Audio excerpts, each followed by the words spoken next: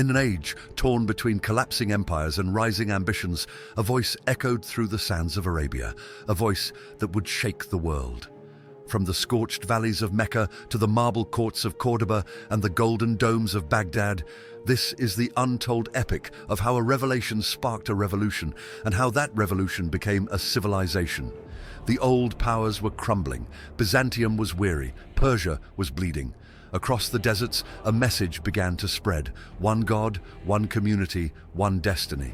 But Islam was not born in silence. It rose through conflict and conviction, through battles fought not only with swords, but with ideas. It endured exile, faced civil wars, shattered old orders, and forged a new vision of faith, law, and power. From the first believers rallying behind a prophet in Medina, to the armies of the Rashidun carving a path from Arabia to the edges of Asia and Africa, to the Umayyad caliphs building an empire from Spain to India, to the Abbasids igniting a golden age of science, philosophy, and art, to the Ottomans standing at the gates of Constantinople, ready to claim the last legacy of Rome. This is not just a story of prophets and caliphs, it is a story of empires rising and falling, of identities shaped and reshaped, of a faith that refused to be confined to the margins of history. This documentary will unfold in two parts. Part 1 follows the birth of Islam and its rise under the Prophet Muhammad, the Rashidun caliphs, and the Umayyad dynasty.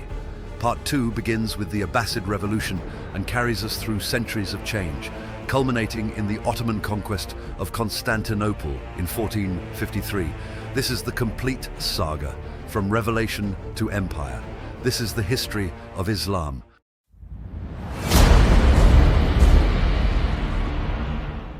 The 7th century, Arabia's vast deserts.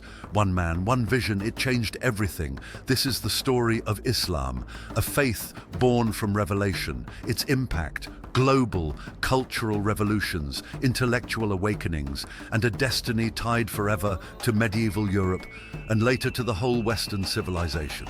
But Islam didn't just shape a region, it reshaped the world. From the bustling streets of Baghdad to the libraries of Cordoba, its influence sparked golden ages of art, science, and philosophy. However, it wasn't only a story of peace and progress. It's a tale of conquests, alliances, and clashes that left an indelible mark on medieval Europe.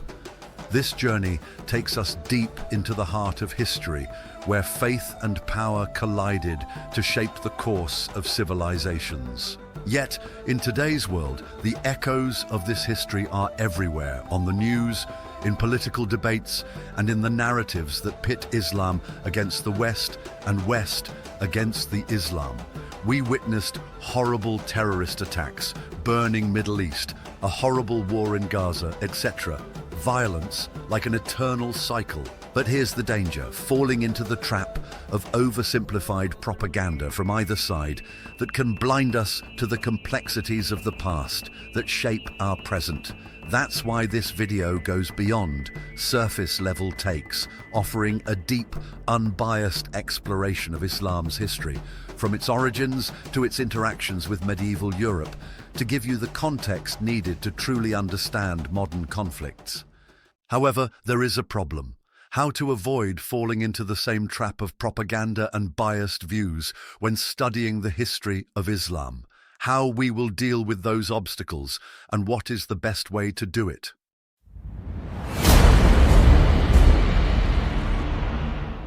In this video, we will commit to an unbiased and academically rigorous approach. Our exploration of the history of Islam will be built on the foundation of thorough scholarship, drawing insights from both Western and Islamic historians to provide a balanced and nuanced perspective. We will reference the works of renowned modern historians such as Fred Donner, Jonathan Berkey, and Hugh Kennedy, alongside Islamic scholars like Tariq Ramadan and Wael Halak, to ensure credibility and depth. Fred Donner is a scholar of Islam and professor of Near Eastern history at the University of Chicago. He has published several books about early Islamic history. For our video, we plan to use citations and quotes from the following key works by Fred Donner, which are foundational in the study of early Islamic history. Muhammad and the Believers, at the Origins of Islam from 2010. This book provides a nuanced perspective on the formation of the early Islamic community, focusing on the inclusivity of Muhammad's movement and its appeal to monotheistic believers beyond just Arab tribes. Quotes from this book will help illustrate the social and religious aspects of Islam's emergence. The Early Islamic Conquests from 1981. This work examines the early military expansions of Islam and explores the administrative and logistical factors behind their success. Citations from this book will help contextualize the political and military strategies of the early Islamic Empire and their impact on neighboring civilizations. Narratives of Islamic Origins, the Beginnings of Islamic Historical Writing from 1998. Donner analyzes the evolution of early Islamic historiography, providing a critical view of how Islamic narratives were constructed and their purposes. Quotes from this book will be used to highlight the challenges of interpreting early Islamic history through available sources. Jonathan Berkey is a historian specializing in Islam and the Middle East. He is currently Professor of History at Davidson College. He received a bachelor's degree from Williams College and his doctorate from Princeton University. In 2003, he was given the Albert Hourani Book Award by the Middle Eastern Studies Association for his book The Formation of Islam, Religion and Society in the Near East, 600 to 1800. This book explores the development of Islamic thought and society within the broader context of Near Eastern religious traditions. It provides a balanced perspective on the transition from late antiquity to the Islamic period. Another book that we will use is Popular Preaching and Religious Authority in the Medieval Islamic Near East for 2001. This work examines the role of popular preaching in shaping religious authority, providing valuable insights into the cultural and societal dynamics of the medieval Islamic world. Hugh Nigel Kennedy is a British medievalist and academic. He specializes in the history of the early Islamic Middle East, Muslim Iberia, and the Crusades. From 1997 to 2007, he was Professor of Middle Eastern History at the University of St Andrews. Since 2007, he has been Professor of Arabic at School of Oriental and African Studies, University of London. His most relevant books are The Prophet and the Age of the Caliphates, the Islamic Near East from the 6th to the 11th century from 1986. There are updated editions available. This book is a foundational text for understanding the political, social, and economic history of the Islamic world during its formative centuries. It offers detailed insights into the Rashidun, Umayyad, and Abbasid caliphates, making it invaluable for explaining the early expansion and governance of the Islamic world. The Great Arab Conquests, How the Spread of Islam Changed the World We Live in from 2007, a highly engaging account of the early Islamic conquests. This book provides vivid descriptions of key battles, strategies, and the cultural implications of these events.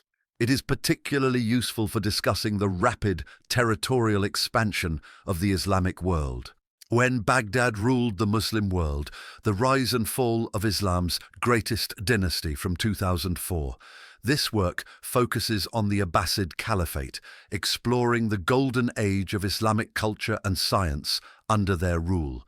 It is excellent for discussing the intellectual and cultural achievements that connected the Islamic world to medieval Europe.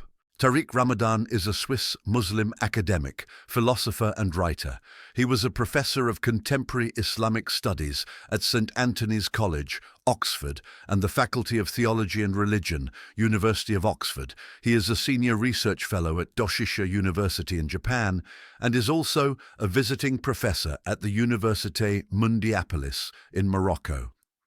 His most important works are In the Footsteps of the Prophet, Lessons from the Life of Muhammad from 2007.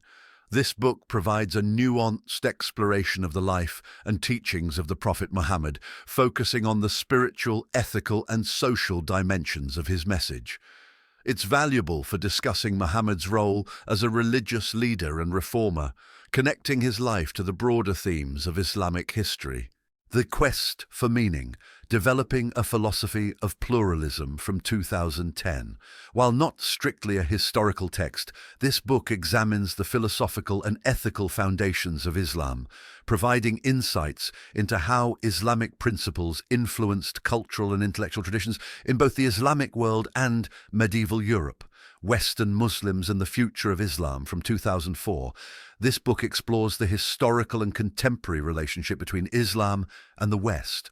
Although it focuses on modern Muslims in Western societies, it provides valuable historical context for understanding the roots of interaction and tension between Islamic and European civilizations. Islam, The Essentials, from 2017, a concise overview of Islamic beliefs, practices, and historical developments.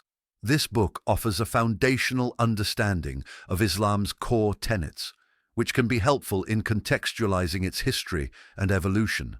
Wael Halak is the Avalon Foundation Professor in the Humanities at Columbia University, where he has been teaching ethics, law, and political thought since 2009. He is considered a leading scholar in the field of Islamic legal studies and has been described as one of the world's leading authorities on Islamic law. His most important works are The Origins and Evolution of Islamic Law from 2005. This book is a foundational text for understanding the development of Islamic jurisprudence. It explores how Islamic law emerged and evolved in the early centuries, including its institutional and societal impacts, which will be crucial for discussing the Abbasid Caliphate and Islamic governance. Sharia, Theory, Practice, Transformations, from 2009.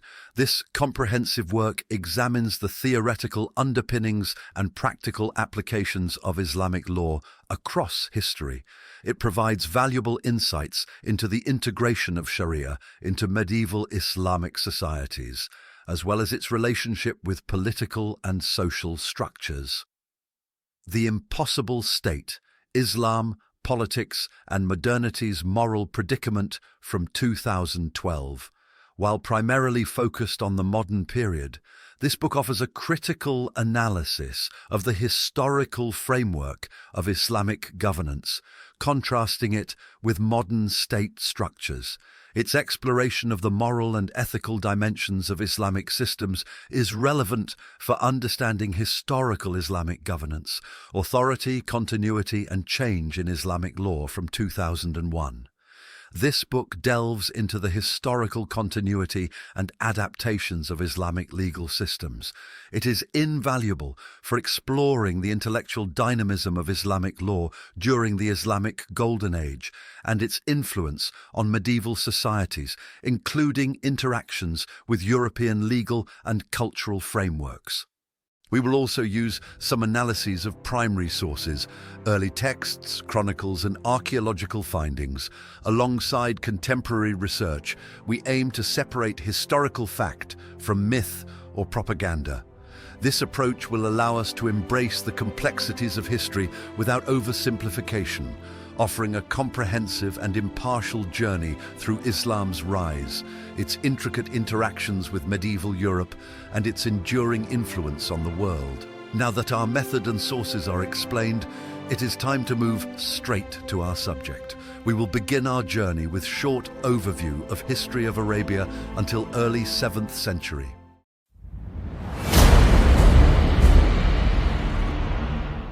The Arabian Peninsula, stretching over 3 million square kilometers, is one of the most arid regions in the world. Its harsh climate, marked by extreme heat and scarcity of water, shaped the lives of its inhabitants. The vast deserts, such as the Rub al-Khali empty quarter, were interspersed with oases that served as vital lifelines for trade and settlement. This unforgiving environment demanded resilience and adaptability, qualities that became hallmarks of Arabian culture. Aside from the mentioned historians in the chapter Sources and Literature, we will also draw on the knowledge and insights from some other prominent scholars in the field. One of them is Marshall Hodgson, who was an American historian and scholar of Islamic studies best known for his pioneering work on Islamic civilization and his contributions to world history. He was a professor at the University of Chicago, where he developed a year-long course on Islamic civilizations. In his book, The Venture of Islam, he observes, "The geography of Arabia created a fragmented society, where survival depended on the ability to navigate vast distances and endure the merciless desert. The isolation of its communities fostered a fierce sense of independence, but also a deep reliance on tribal bonds. The northern regions of Arabia were more fertile, benefiting from proximity to the Levant, while the southern regions, particularly Yemen, were known for their agricultural wealth and maritime trade. The central desert areas, including the Najd and Hijaz, were less hospitable, relying heavily on camel caravans for economic sustenance. Arabian society was predominantly tribal, with loyalty to one's clan, Asabiya, serving as the foundation of identity and governance. Tribes functioned as both social units and political entities, providing protection, justice, and economic support to their members. Within each tribe, honor and reputation were paramount, often defended through blood feuds that could last generations. Karen Armstrong is a British author and commentator of Irish Catholic descent, known for her books on comparative religion. In her book, Muhammad, a Prophet for Our Time, she explains, "In a land without centralized authority, the tribe was both lawgiver and protector. The individual survival depended entirely on the collective strength of the tribe." The Bedouins, the nomadic tribes of the desert, embodied the quintessential Arabian way of life. They herded camels and goats, navigating the harsh terrain with unmatched skill. Their oral poetry, known as qasida, celebrated themes of bravery, love, and tribal loyalty. This poetic tradition not only preserved their history but also became a medium for political expression and rivalry. Sedentary Arabs, by contrast, lived in towns and cities, such as Mecca and Yathrib. Later it will be known as Medina, where trade and commerce flourished. These urban Arabs were more cosmopolitan, interacting with diverse cultures through trade routes that connected Arabia to the Byzantine Empire, Sasanian Persia, and the Indian Ocean. Arabia's strategic position made it a vital link in global trade networks. The overland caravan routes carried goods such as frankincense, myrrh, spices, and textiles from southern Arabia to the Levant and beyond. Mecca's location along these trade routes turned it into a bustling commercial hub. The Quraysh tribe, which controlled Mecca, dominated the caravan trade. Their influence extended beyond economics. They served as intermediaries between various tribes, leveraging their control over the Kaaba to solidify their power. The Quraysh also organized seasonal markets, such as the Ukaz Fair, where traders, poets, and diplomats gathered. Fred Donner, in his book The Early Islamic Conquests, notes, "The Quraysh's economic dominance rested on their ability to mediate between the sedentary and nomadic populations of Arabia, ensuring both the security of trade routes and the flow of goods." The southern Arabian region of Yemen, known in antiquity as Arabia Felix, Fortunate Arabia, was a center of agricultural and maritime wealth. The kingdoms of Saba, Himyar, and Qataban thrived on the export of incense and spices, as well as their mastery of irrigation systems, such as the famous Marib Dam. Religion in Arabia before Islam was diverse, reflecting the region's position as a crossroads of civilizations. Most Arabs practiced polytheism, worshipping a pantheon of tribal gods and spirits. These deities were often associated with natural forces such as the sun, moon, and stars, or specific tribes and localities. The Kaaba in Mecca was the focal point of Arabian polytheism. Housing over 300 idols, It was a pilgrimage site for tribes across the peninsula. The Quraysh profited immensely from the pilgrims who visited Mecca, reinforcing their political and economic power. Karen Armstrong writes, "The tribal gods of Arabia were personal and transactional, offering protection and prosperity in exchange for rituals and offerings. They lacked the universal moral authority that characterized the monotheistic faiths of Judaism and Christianity." Alongside polytheism, monotheistic traditions existed. Jewish tribes, such as those in Yathrib, Medina, had established communities in northern Arabia, contributing to local culture through their religious texts and legal systems. Christianity, brought by Byzantine missionaries, had a foothold in regions like Najran and among the Arab tribes allied with Byzantium. Zoroastrianism, the dominant religion of the Sasanian Empire, also influenced parts of eastern Arabia. Fred Donner observes, while the majority of Arabs adhered to polytheism, the presence of monotheistic communities created a religious diversity that would shape the reception of Muhammad's message. The pre-Islamic period, often referred to by Muslims as Jahiliyyah, the age of ignorance, was characterized by stark inequalities. Tribal loyalties often overrode moral considerations, and acts of generosity coexisted with practices like female infanticide. Women, while holding significant roles in Bedouin society, were often treated as property in urban centers. Marshall Hodgson highlights, "The social fabric of Arabia was a tapestry of contradictions, where tribal honor dictated loyalty but also justified violence and oppression. It was a society primed for the moral and spiritual awakening that Islam would bring." Slavery was widespread, with captives from tribal wars serving as laborers or domestic servants. The absence of a unifying legal or ethical code meant that justice was arbitrary, often dictated by the powerful. Arabia's geographical position placed it at the intersection of two great empires, Byzantium to the northwest and Sasanian Persia to the northeast. These powers were engaged in prolonged conflict, draining their resources and weakening their borders. Both empires viewed Arabia as a peripheral region, important primarily for its trade routes and as a buffer zone. Karen Armstrong remarks, "The political vacuum left by the disinterest of Byzantium and Persia allowed Arabia to remain independent, its tribes largely free from external domination. This autonomy created the conditions for the emergence of a unifying force from within." The Arabian Peninsula was also deeply connected to the Indian Ocean trade network.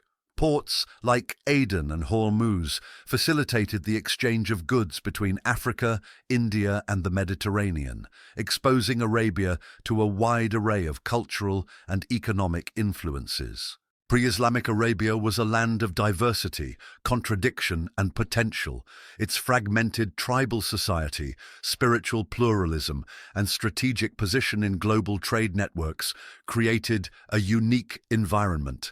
This was a region without a central authority, where the bonds of tribe and commerce were paramount. But it was also a land where the seeds of transformation were already sown. The stage was set for the emergence of a revolutionary message that would unite its people and reshape the world. But in the heart of this divided land, a man was about to rise, a man whose vision would unite the tribes, challenge the old ways, and spark a transformation that would echo through history. Stay with us to hear his story.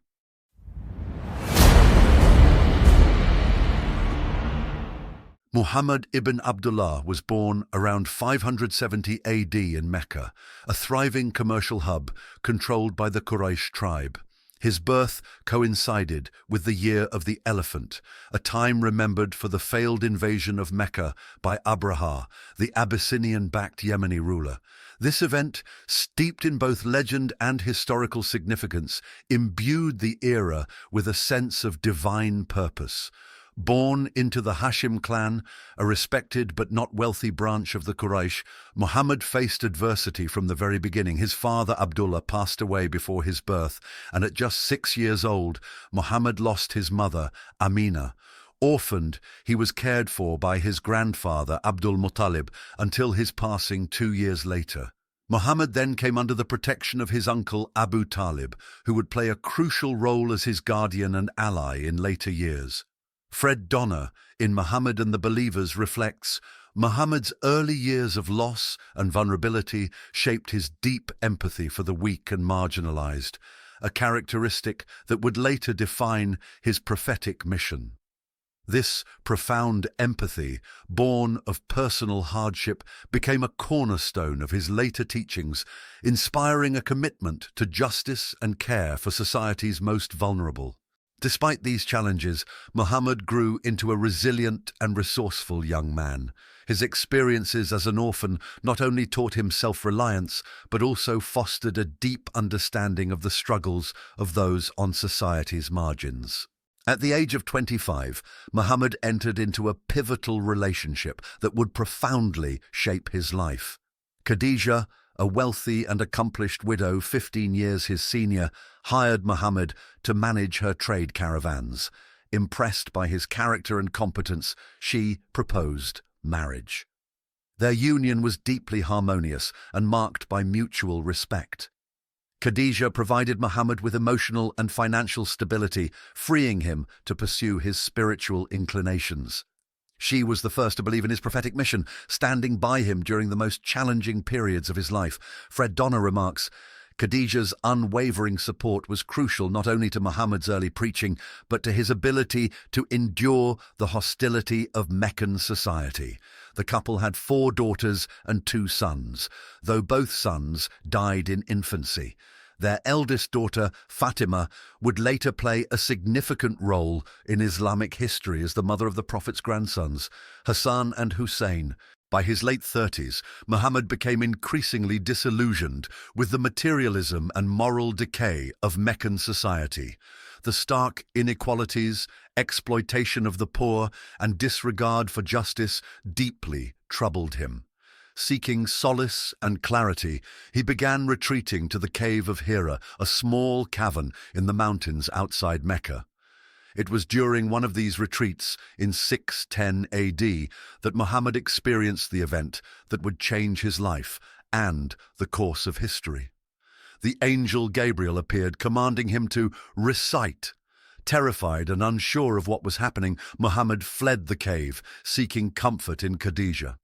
Karen Armstrong explains, the Quran's first revelation was a profound statement about the human relationship with the divine, emphasizing both humility and the transformative power of learning. Khadija reassured Muhammad of his divine calling, and her cousin, Waraka ibn Nawfal, a Christian monk, affirmed that Muhammad's experience mirrored those of earlier prophets.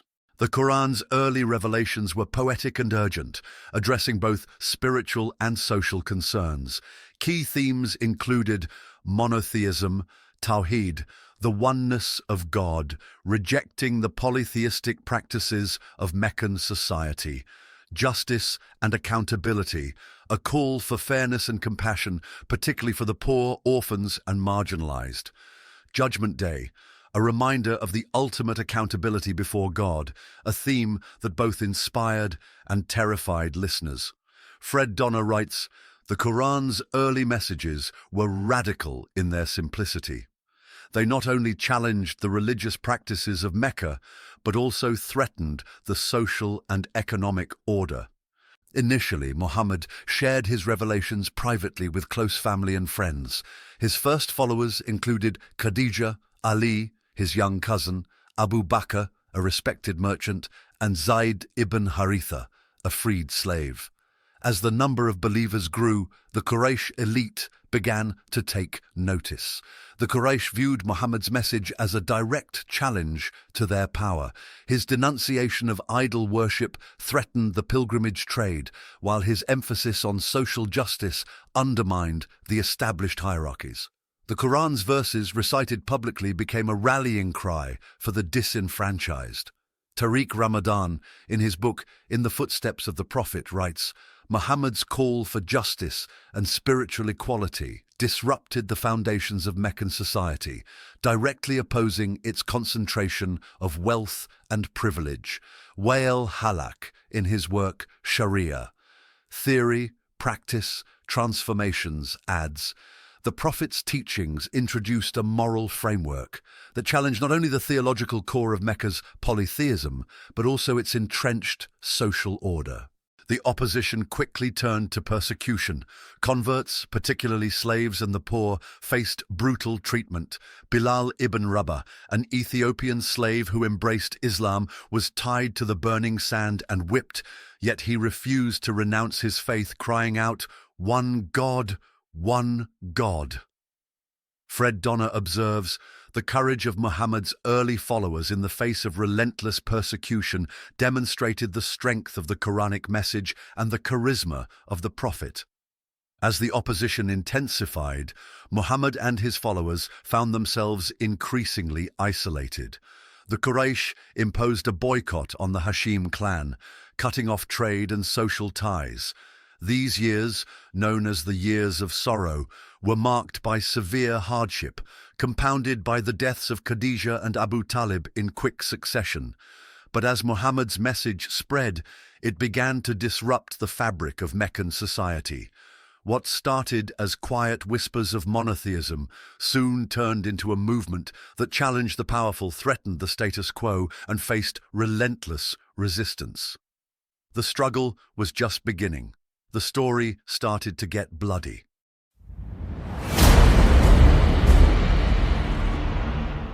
When Muhammad began his public mission in 613 AD, Mecca was unprepared for the profound challenge his message would pose.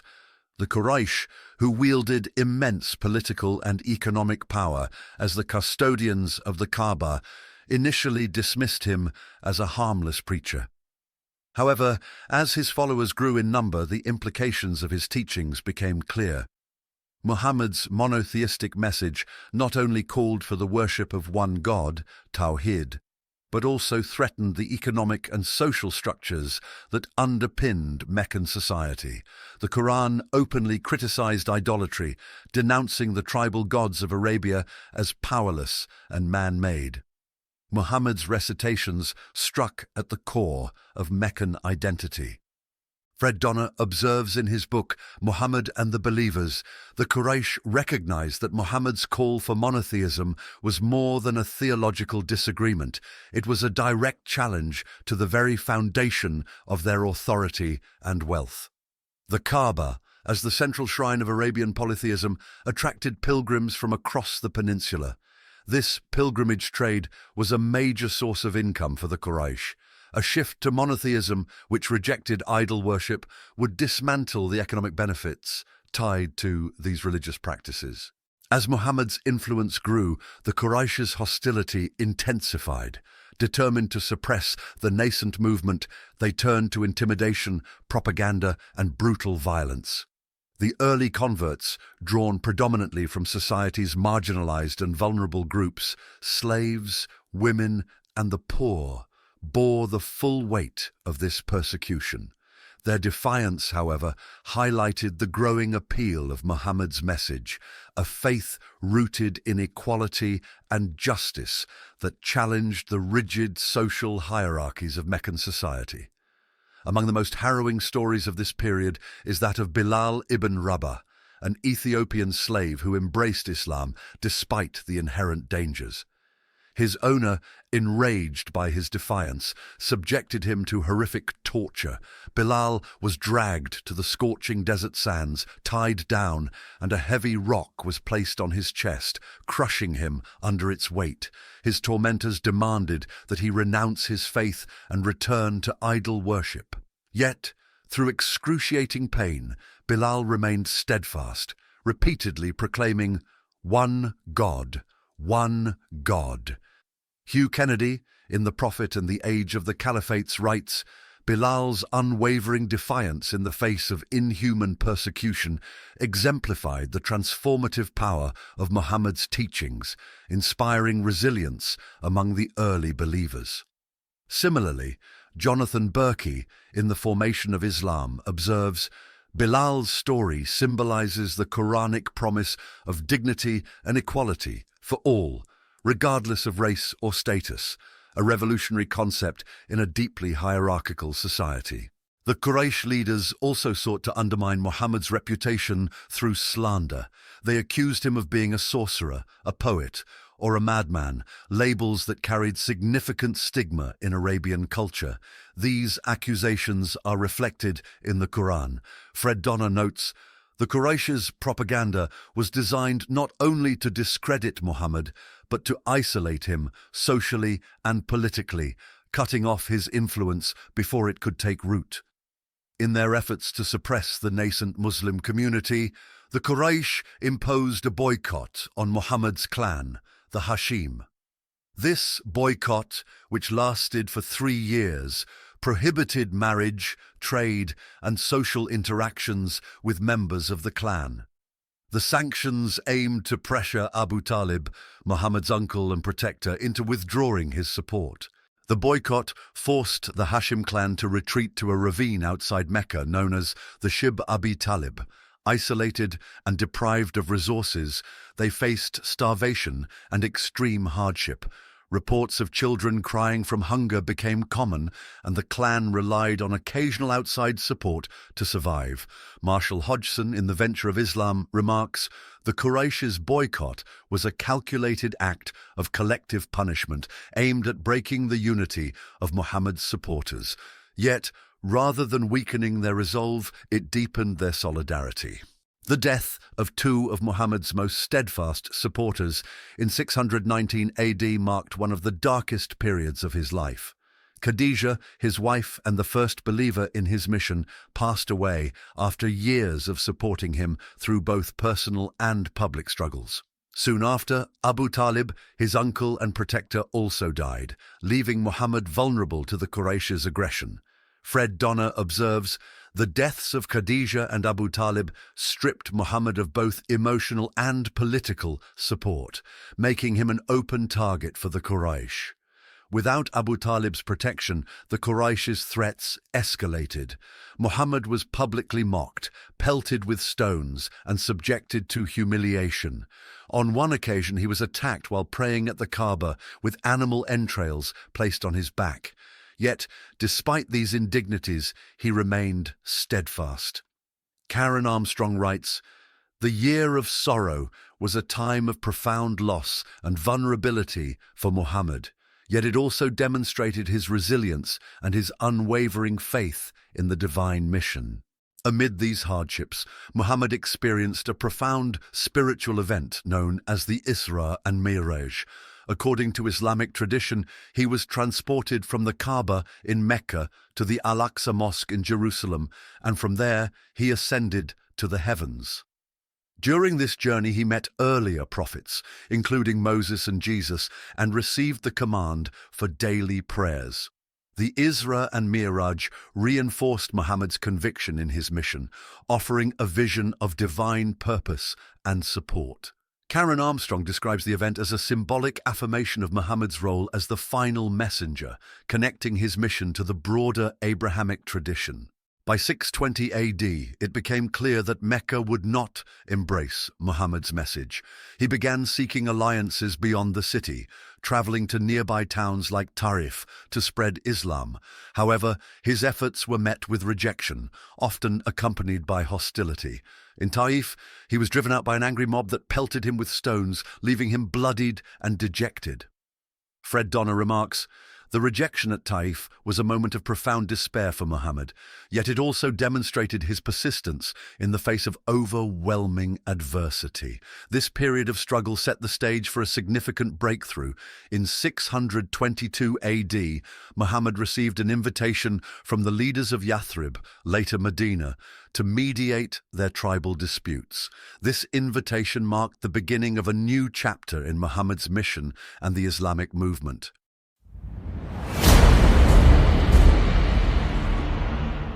By 622 AD, Muhammad's position in Mecca had become increasingly precarious.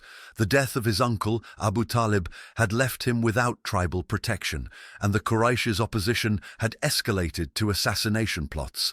Despite years of persistent preaching, Mecca's elite refused to accept Islam, fearing it would undermine their economic interests and social dominance. Seeking new opportunities to spread his message, Muhammad turned his attention to the oasis town of Yathrib, approximately 320 kilometers north of Mecca.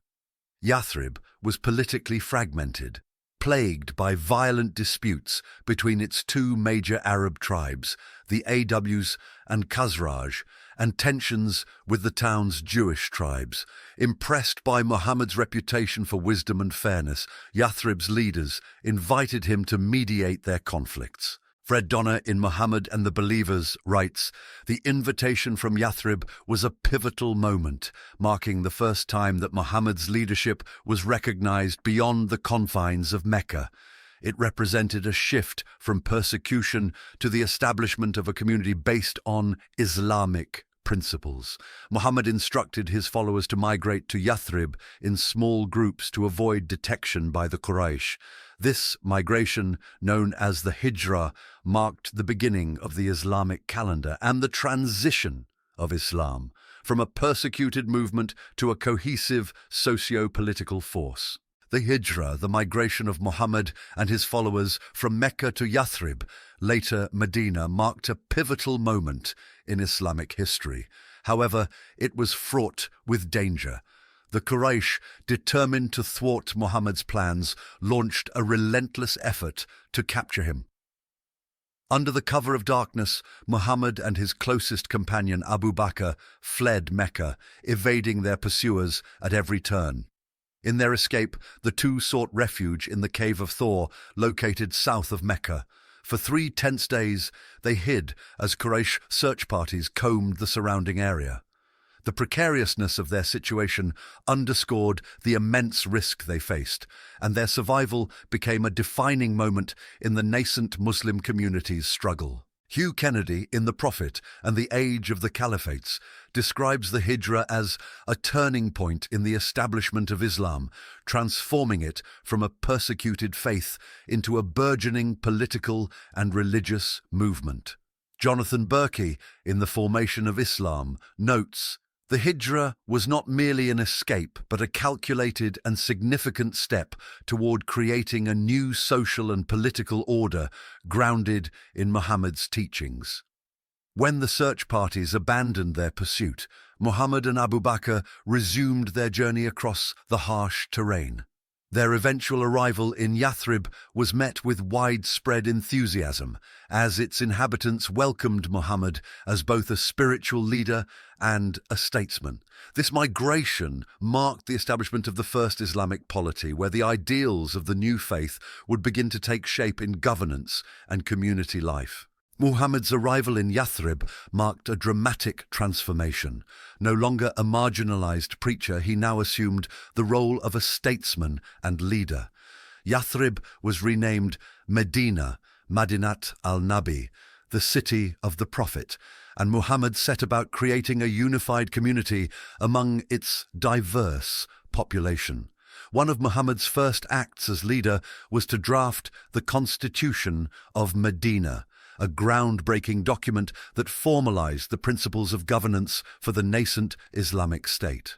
The Constitution, which united the Muslim emigrants, Muhajirun, the local Muslim supporters, Ansar, and the Jewish tribes, emphasized mutual defense, religious freedom, and the resolution of disputes under Muhammad's authority.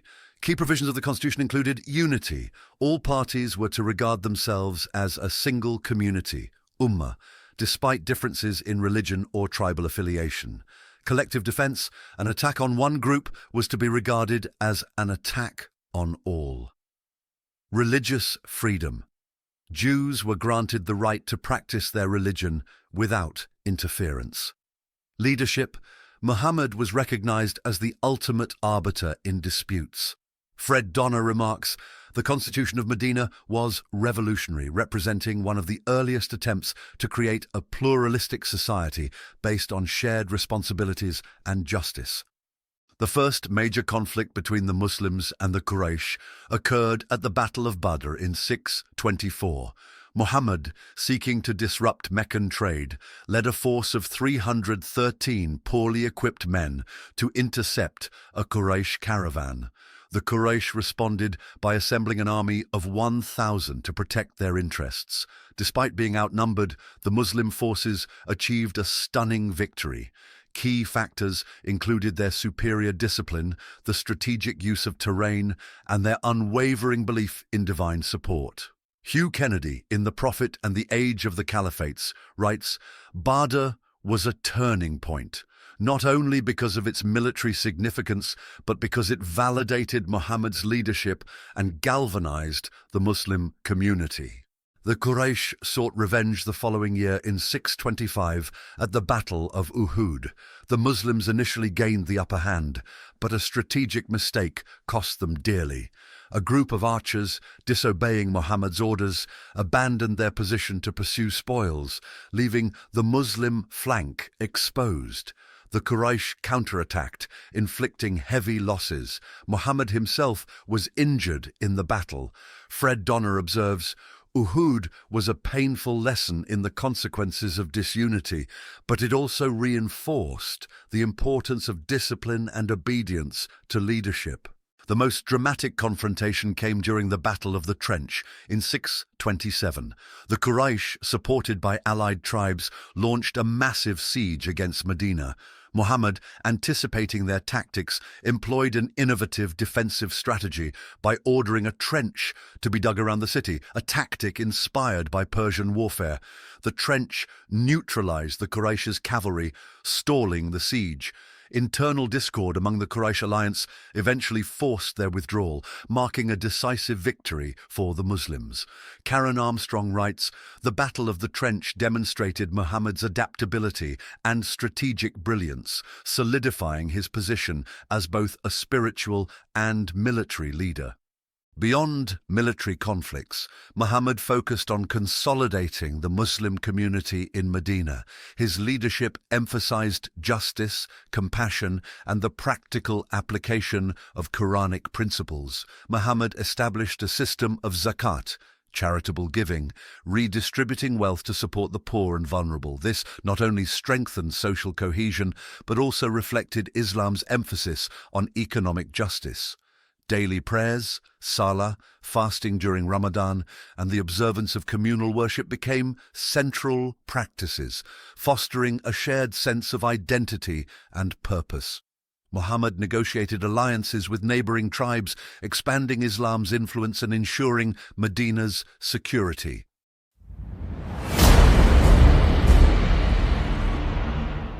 The path to the conquest of Mecca began with the Treaty of Hudaybiyah, an agreement that on the surface seemed to favor the Quraysh but ultimately strengthened Muhammad's position.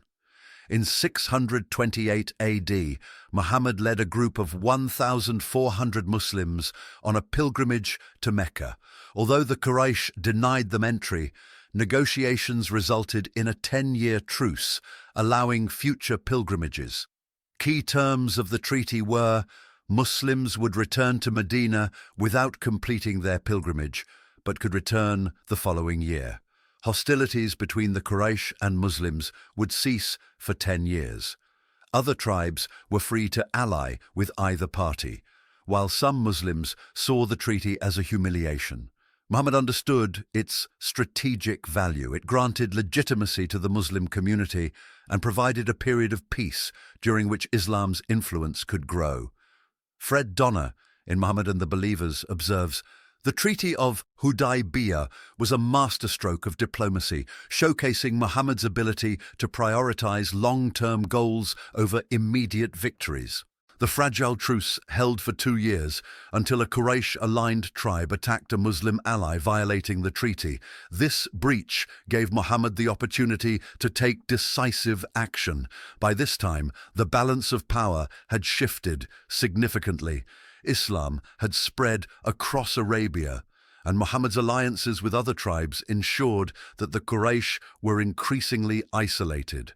Fred Donner notes, "The Quraysh's violation of Hudaybiyah was more than a breach of contract.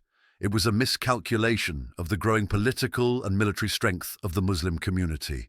In 630 AD, Muhammad assembled an army of approximately 10,000 men, a force unparalleled in Arabian history. The sheer size of this army reflected the unity and strength of the Muslim community, intimidating the Quraysh before a single blow was struck. Muhammad's approach to the conquest emphasized restraint and reconciliation. He instructed his forces to avoid unnecessary bloodshed, warning against harming non-combatants, damaging property, or desecrating religious sites. His goal was not vengeance, but the peaceful integration of Mecca into the Islamic State. Karen Armstrong, in Muhammad, A Prophet for Our Time, writes, "Muhammad's strategy during the conquest of Mecca demonstrated his commitment to building a just society, avoiding the cycles of violence that had plagued Arabian tribes for generations." As Muhammad's forces approached, the Quraysh realized they were vastly outmatched. Abu Sufyan, a key Quraysh leader, met with Muhammad and converted to Islam, securing his tribe's safety. When the Muslim army entered Mecca, it encountered little resistance. Muhammad's first act was to cleanse the Kaaba of its idols. This act symbolized the triumph of monotheism over polytheism, marking a spiritual and cultural transformation for the Arabian Peninsula. Fred Donner remarks, "The conquest of Mecca was remarkable for its lack of violence, a testament to Muhammad's vision of unification rather than domination." Other than exacting retribution, Muhammad offered amnesty to the Quraysh, including many who had been his staunchest enemies. Among those pardoned were Hind bint Utbah, who had orchestrated the mutilation of Muhammad's uncle Hamza after the Battle of Uhud. Ikrimah ibn Abi Jahl, the son of one of Muhammad's fiercest opponents. Muhammad's words to the Quraysh reflected his commitment to reconciliation. "Go, for you are free." Karen Armstrong notes, Muhammad's clemency after the conquest of Mecca was revolutionary in a society where revenge was the norm. It exemplified the Quranic principles of forgiveness and mercy. Following the conquest of Mecca, Muhammad turned his attention to consolidating the rest of the Arabian Peninsula. Many tribes, witnessing the power and unity of the Muslim community, voluntarily embraced Islam. Others required persuasion through diplomacy or military action. Soon after the conquest, Muhammad faced a challenge from the Hawazin and Thaqif tribes in the Battle of Hunain in 630. Both tribes feared the growing influence of Islam. At the Battle of Hunain, the Muslim forces initially faltered due to an ambush, but ultimately triumphed. This victory solidified Muhammad's authority over Central Arabia. Following the Battle of Hunain, Muhammad laid siege to the city of Ta'if in 630, a stronghold of the Thaqif tribe. Although the siege was unsuccessful, the Thaqif eventually submitted peacefully, sending a delegation to Medina to embrace Islam. Fred Donner observes, the campaigns following the conquest of Mecca were less about conquest and more about integration as Muhammad sought to create a unified polity grounded in Islamic principles. In 632, Muhammad performed his farewell pilgrimage to Mecca, delivering a sermon that encapsulated the core teachings of Islam. Addressing a crowd of over 100,000, he emphasized equality, justice, and unity. He preached about equality. No Arab has superiority over a non-Arab, nor does a non-Arab have superiority over an Arab. A white person has no superiority over a black person, nor does a black person have superiority over a white person, except by piety and good action. He also reflects on justice. Return the trusts to their rightful owners. Do not oppress others, and you will not be oppressed. And unity, hold fast to the Quran and my Sunnah, and you will never go astray. Karen Armstrong writes, The farewell sermon was both a reflection on Muhammad's life and a vision for the future of the Ummah, rooted in principles of justice, compassion, and faith. Shortly after returning to Medina, Muhammad fell ill. His final days were spent in the company of his closest companions, particularly Aisha, his wife. On June 8th, 632, Muhammad passed away in Aisha's arms, leaving the Muslim community in a state of shock and mourning. Fred Donner reflects, Muhammad's death marked the end of an extraordinary life, but the movement he created was only beginning. His legacy would continue to shape the world for centuries to come. The final years of Muhammad's life transformed Arabia. Through diplomacy, military strategy, and moral leadership, he unified the peninsula under the banner of Islam. His emphasis on social justice, spiritual devotion, and communal solidarity laid the foundation for an empire that would soon expand across 3 continents. Marshall Hodgson, in The Venture of Islam, writes, Muhammad was not only a prophet, but a revolutionary leader whose vision redefined the social, political, and spiritual landscape of his time. So this is it for today. We've explored the traditional narrative of Islam's origins as preserved by early Islamic historians of the Abbasid era. Figures such as Ibn Ishaq, whose work was later redacted by Ibn Hisham, and Al-Tabari. These sources provide an abundance of detail, offering a vivid account of Muhammad's life and the birth of Islam. However, their distance from the events they describe raises critical questions about their reliability, purpose, and historical context. We'll address these questions in detail in an upcoming video, but first, we'll delve into the fascinating history of the Rashidun Caliphate, exploring how the foundations laid during Muhammad's lifetime shaped one of the most transformative periods in history. In the meantime, we invite you to explore our other history videos. Check out our most popular video about the history of Anglo-Saxon England and another fan-favorite video on the rise of the Frankish Empire. These deep dives into the past will give you an even broader perspective on the complexities of medieval history. Thank you for watching, and don't forget to like, share, and subscribe to stay updated on our journey through history. See you next time. The story of Islam's origins is one of the most transformative narratives in human history. For centuries, the traditional account, rooted in Islamic tradition, has shaped our understanding of how this faith emerged in 7th century Arabia. But what if this narrative isn't as clear-cut as it seems? Modern historians have uncovered a series of challenges that call into question the reliability of these early accounts. From the late compilation of key sources to contradictions between Islamic and non-Islamic records, and the surprising scarcity of material evidence, the origins of Islam are far more complex than we've been led to believe. In this video, we'll explore these challenges in detail, drawing on the work of leading scholars like Fred Donner, Patricia Crone, Wael Halleck, Tom Holland, and Peter von Sivers.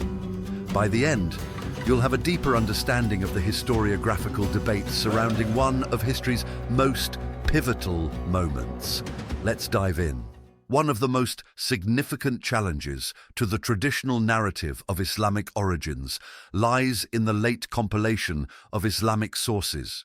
The Hadith collections, biographies of the Prophet, and early Islamic histories that form the backbone of Islamic historiography were written 2 to 3 centuries after the events they describe. Take, for example, the works of Ibn Ishaq, redacted by Ibn Hisham, and Al-Tabari's monumental History of the Prophets and Kings. These texts provide a wealth of detail, but their distance from the events raises serious questions about their reliability. As Fred Donner notes in Narratives of Islamic Origins, the sources we possess today represent the product of a community that had long since defined itself, its origins, and its mission. They are far removed from the circumstances of the 7th century. This temporal gap suggests that these sources may reflect the theological and political priorities of the Abbasid era rather than the historical realities of early Islam.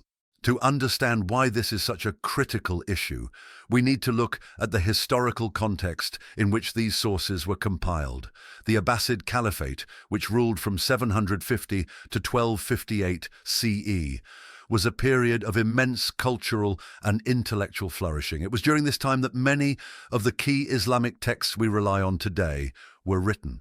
But this was also a period of political and theological consolidation. The Abbasids were keen to establish a unified Islamic identity, and this agenda may have influenced how early Islamic history was recorded. As Patricia Crone observes in Slaves on Horses, the Abbasids were not just preserving history, they were shaping it to serve their own purposes. Consider the timeline. Muhammad lived in the early 7th century, but the earliest surviving biography, Ibn Ishaq's Sirah, was written around 150 years later. The Hadith collections, which record the sayings and actions of the Prophet, were compiled even later in the 9th century. This raises a critical question. Can we trust sources written centuries after the fact to provide an accurate account of early Islam? Or are they better understood as reflections of the Abbasid era's theological and political priorities? The problem is compounded by the fact that many of these sources were transmitted orally before being recorded. Wael Halak, in The Origins and Evolution of Islamic Law, highlights the vulnerabilities of oral traditions. Oral traditions were shaped and reshaped not only by memory, but by the social, legal, and political needs of their time. This raises the possibility that the stories we have about Muhammad's life and the early Islamic community were influenced by the needs and agendas of later generations. Tom Holland, in the Shadow of the Sword, takes this a step further, arguing, "The sheer scale of the gap between the events of the 7th century and their recording in the 9th century leaves us with a narrative that is more theological than historical." To illustrate this, let's take the example of the Sirah, or biography of the Prophet. Ibn Ishaq's Sirah is one of the earliest and most influential accounts of Muhammad's life, but it was written over a century after his death. Moreover, the version we have today is not even Ibn Ishaq's original text. It's a redaction by Ibn Hisham, who lived another 50 years later. Ibn Hisham explicitly states that he omitted material he considered irrelevant or unreliable, which means we're dealing with a filtered version of an already late source. As Gregor Scholer, a scholar of early Islamic history, notes, the Sirah is not a straightforward historical account, but a literary construct shaped by the concerns of its time. This filtering process is not unique to the Sirah. The Hadith collections, which are central to Islamic law and theology, underwent a similar process of selection and redaction. Scholars like Al-Bukhari and Muslim, who compiled the most authoritative Hadith collections in the 9th century, used rigorous criteria to determine the authenticity of each report. But even they relied on chains of transmission, isnads, that stretched back over 2 centuries. As Jonathan Brown, a contemporary scholar of Hadith, points out, the isnad system was a remarkable effort to ensure accuracy, but it couldn't completely eliminate the risk of fabrication or distortion. The late compilation of these sources also raises questions about their purpose. Were they intended to preserve history or to legitimize the authority of the Abbasid caliphs and the emerging Islamic orthodoxy? Patricia Crone, in Meccan Trade and the Rise of Islam, argues that the Islamic tradition is not a straightforward record of what happened, but a complex interplay of memory, ideology, and historical reconstruction. She writes, "The early Islamic sources are not just historical records. They are also ideological tools crafted to legitimize the authority of the caliphs and the unity of the Ummah." This doesn't mean that these sources are worthless. On the contrary, they provide invaluable insights into how early Muslims understood their history and identity. But it does mean that we need to approach them with caution, recognizing that they reflect the concerns and priorities of the Abbasid era as much as the realities of the 7th century. As Fred Donner puts it, the sources we have are not windows into the past, but mirrors reflecting the concerns of the time in which they were written. In summary, the late compilation of Islamic sources presents a significant challenge to the traditional narrative of Islamic origins. The gap between the events of the 7th century and their recording in the 9th century, combined with the oral transmission process and the ideological agendas of the Abbasid era, means that these sources must be approached critically. They are not just historical records, but also reflections of the time in which they were written. This doesn't mean we should dismiss them outright, but it does mean we need to use them carefully in conjunction with other types of evidence to reconstruct the complex and multifaceted origins of Islam. Another major challenge to the traditional narrative of Islamic origins lies in the contradictions between Islamic sources and earlier non-Islamic accounts. These discrepancies are not just minor differences in detail, they often reflect fundamentally different understandings of early Islam's nature and goals.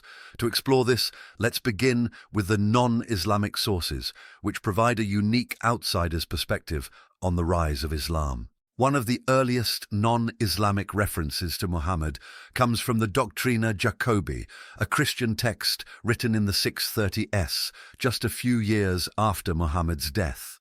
This text refers to a prophet active among the Saracens, but does not mention key elements of Islamic tradition, such as the Quran or a distinct religious identity. Instead, it portrays Muhammad as a political and military leader rather than a religious figure. As Robert Hoyland, a scholar of early Islamic history, notes, the Doctrina Jacobi reflects the perspective of a Christian community grappling with the rapid rise of a new power, but does not yet recognize it as a distinct religious movement.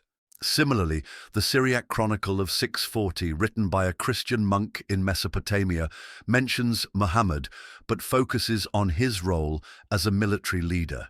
It describes the Arab conquests as a series of raids rather than a religiously motivated campaign. Hugh Kennedy, in The Prophet and the Age of the Caliphates, observes, the Christian and Jewish accounts from the 7th century provide glimpses into the early Islamic movement, but often reflect a very different understanding of its goals and structure than what emerges in the later Islamic sources. These non-Islamic sources suggest that early Islam may have been perceived differently by outsiders than by later Muslim historians. While the Islamic tradition emphasizes Muhammad's role as a religious prophet and the Quran as a divine revelation, the non-Islamic sources focus on his political and military achievements. This raises important questions. Was early Islam primarily a religious movement, or was it a political and military phenomenon that later acquired a religious identity? And how do we reconcile these differing perspectives? The contradictions don't stop there. Even within Islamic sources, there are significant inconsistencies. For example, accounts of Muhammad's interactions with Jewish clans in Medina vary widely, from peaceful coexistence to violent confrontation. Some sources describe Muhammad as a mediator who sought to build alliances with the Jewish tribes, while others portray him as a military leader who expelled or massacred them. Patricia Crone in Meccan Trade and the Rise of Islam highlights the difficulty of reconciling these contradictions. The discrepancies in the accounts of Muhammad's life are not simply differences of detail, but often reflect competing theological or political agendas. Take, for instance, the story of the Banu Qurayza, a Jewish tribe in Medina. According to some accounts, Muhammad ordered the execution of hundreds of men from the tribe after a siege. Other accounts, however, suggest that the tribe was treated more leniently. These conflicting narratives have led historians to question whether the traditional account reflects historical events or later embellishments. As Wael Halak notes in The Origins and Evolution of Islamic Law, the early Islamic sources are not just historical records, they are also ideological tools crafted to legitimize the authority of the caliphs and the unity of the Ummah. These internal contradictions are not limited to Muhammad's interactions with Jewish tribes. They also extend to key events in his life, such as the revelation of the Quran and the early years of his mission in Mecca. Some sources describe Muhammad receiving his first revelation in a cave on Mount Hira, while others suggest that the revelations began in a different context. Similarly, accounts of the early Muslim community in Mecca vary widely, with some emphasizing persecution and others focusing on gradual growth. As Tom Holland observes in the Shadow of the Sword, the early Islamic sources are not a window into the 7th century, but a mirror reflecting the concerns and priorities of the 9th. These contradictions force us to question whether the traditional narrative represents a cohesive historical account or a compilation of stories shaped by the needs of later Islamic communities. Were these inconsistencies the result of oral transmission, where stories were reshaped over time? Or were they deliberate attempts to promote specific theological or political agendas?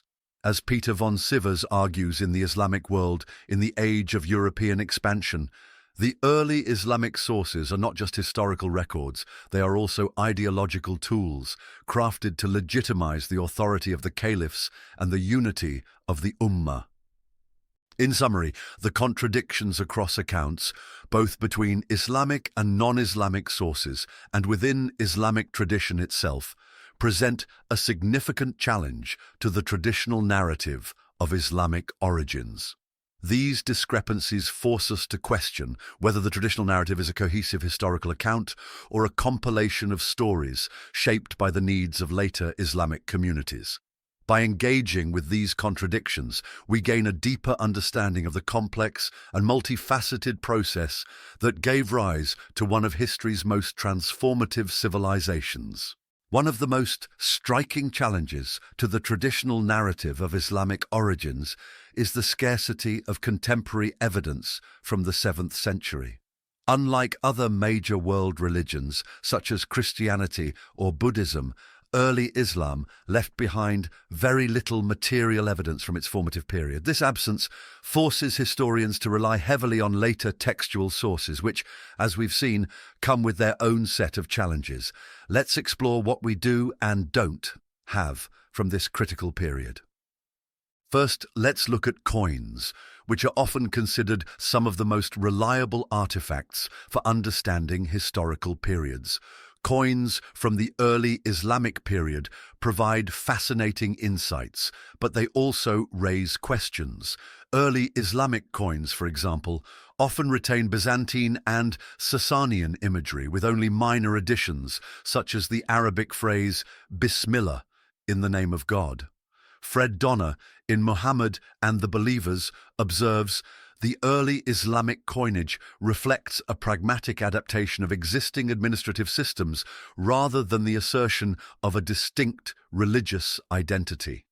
This suggests that the early Islamic state was more focused on political consolidation than on establishing a unique religious identity. For example, the so-called Arab Sasanian coins, minted in the decades after the Islamic conquests, feature the portrait of the Sasanian king Khosrow II on one side and a Zoroastrian fire altar on the other.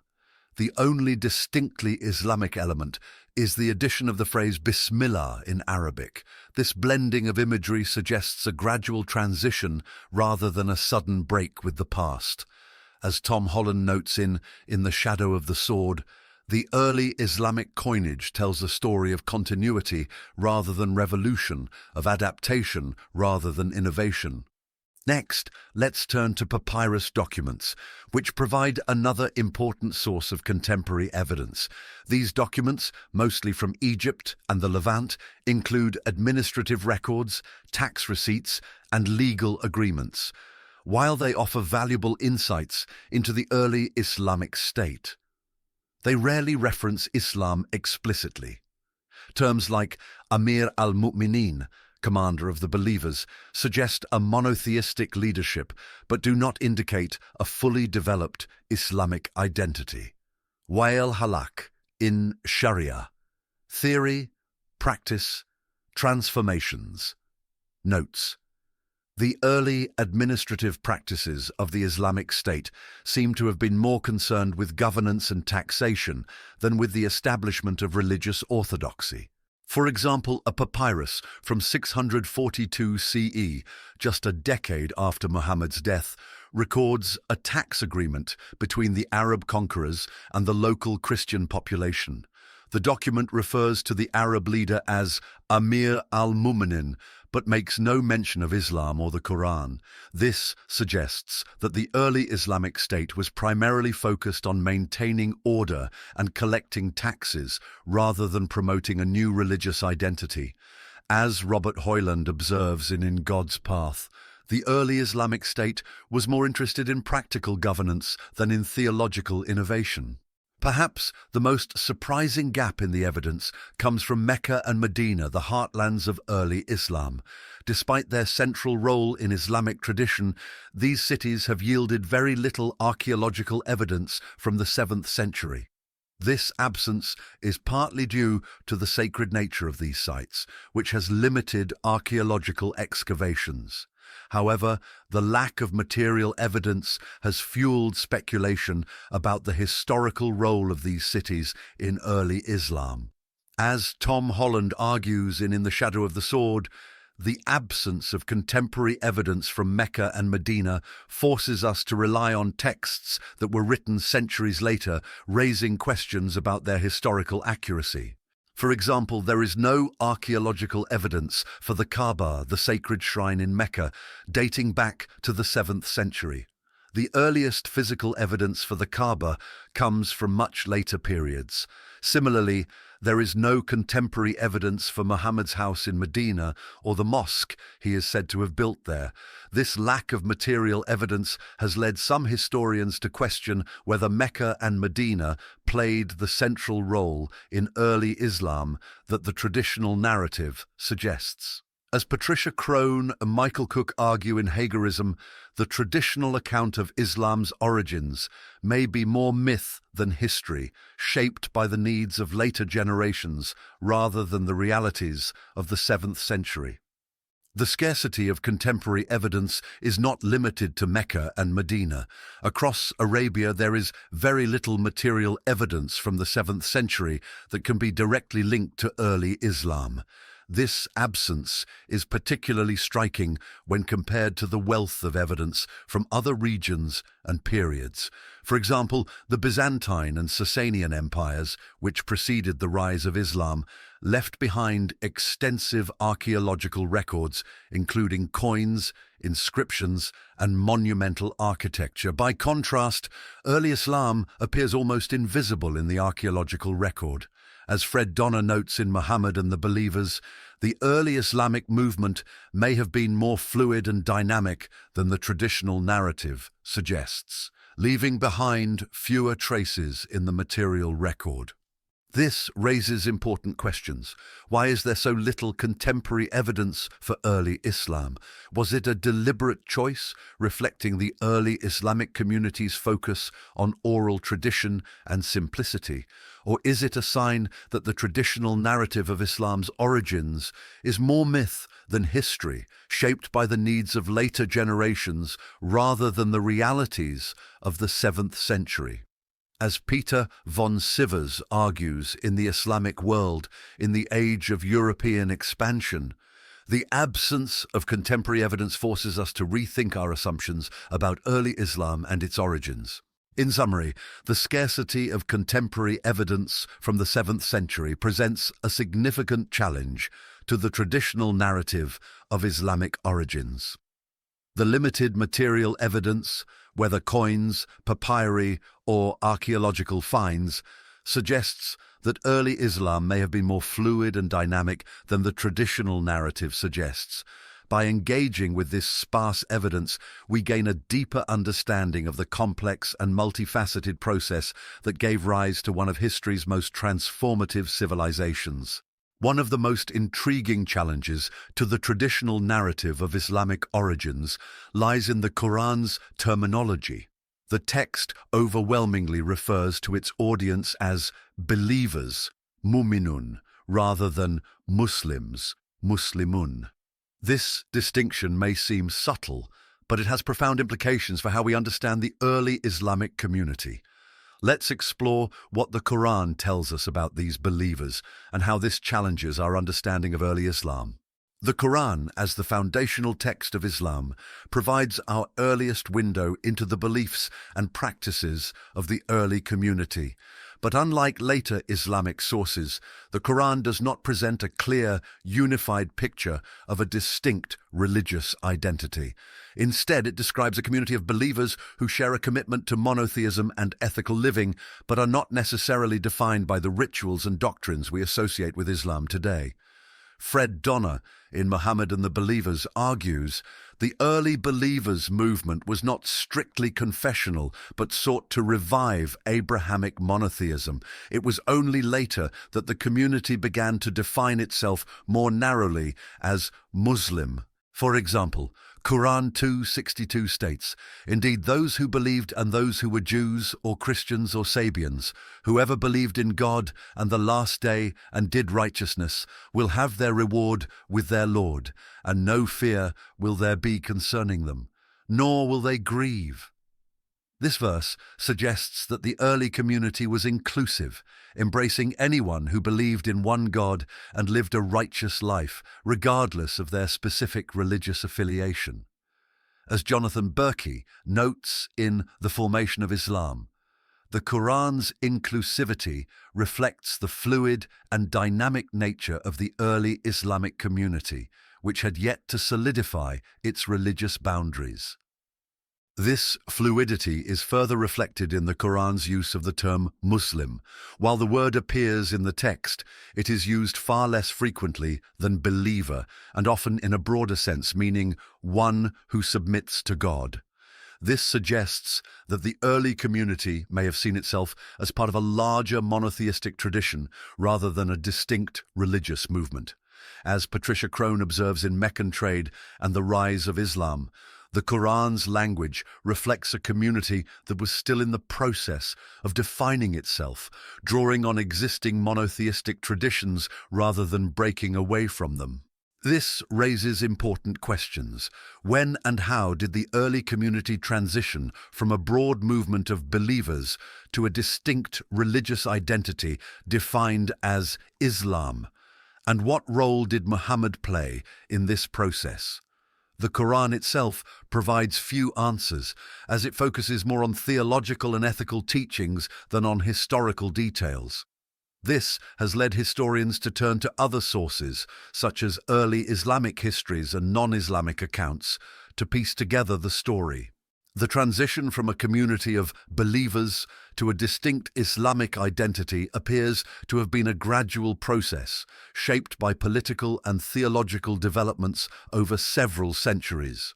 Fred Donner argues that the early Islamic movement was initially focused on reviving Abrahamic monotheism and uniting the diverse peoples of Arabia under a common faith. However, as the Islamic State expanded and came into contact with other religious communities, it began to define itself more narrowly. As Donner writes, the early believers' movement was not strictly confessional, but sought to revive Abrahamic monotheism. It was only later that the community began to define itself more narrowly as Muslim. The crystallization of a distinct Islamic identity appears to have taken place during the Abbasid period, when the Islamic Empire had long since expanded and solidified its political and cultural dominance. It was during this time that the Hadith collections, biographies of the Prophet, and early Islamic histories were compiled, providing a coherent narrative of Islam's origins. However, as we've seen, these sources were written centuries after the events they describe and reflect the concerns and priorities of the Abbasid era. This raises important questions. To what extent does the traditional narrative of Islam's origins reflect historical events, and how much of it is a product of later theological and political developments? And what does this mean for our understanding of early Islam? As Peter von Sievers notes, in the Islamic world in the age of European expansion, the transition from a community of believers to a distinct Islamic identity was a gradual process shaped by political and theological developments over several centuries. In summary, the challenge of defining believers forces us to rethink our understanding of early Islam, the Quran's inclusive language, and the gradual emergence of a distinct Islamic identity suggest that the early community was more fluid and dynamic than the traditional narrative suggests. By engaging with these challenges, we gain a deeper understanding of the complex and multifaceted process that gave rise to one of history's most transformative civilizations. The traditional narrative of Islam's origins is a complex tapestry woven from theological, political, and cultural threads. While it offers a coherent story for believers, its historical reliability remains an open question.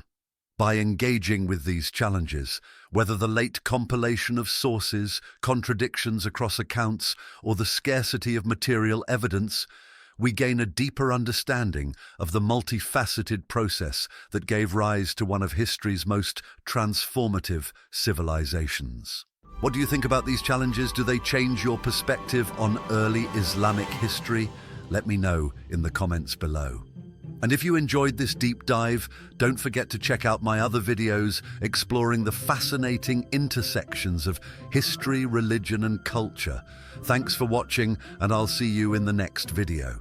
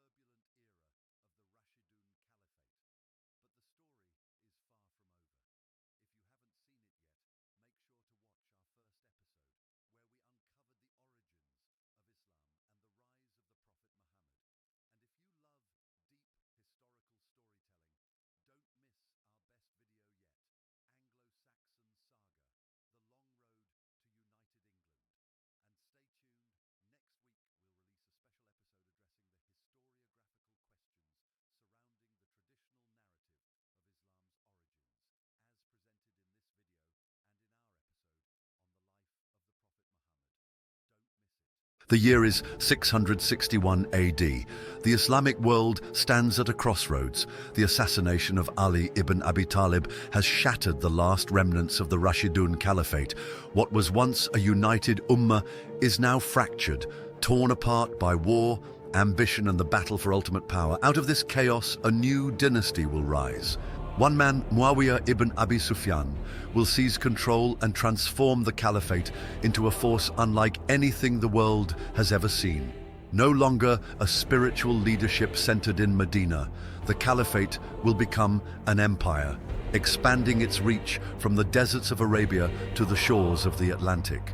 The Umayyads will carve out one of the largest empires in history, crushing enemies, building mighty cities, and ruling over millions. But with power comes ambition, and with ambition, betrayal.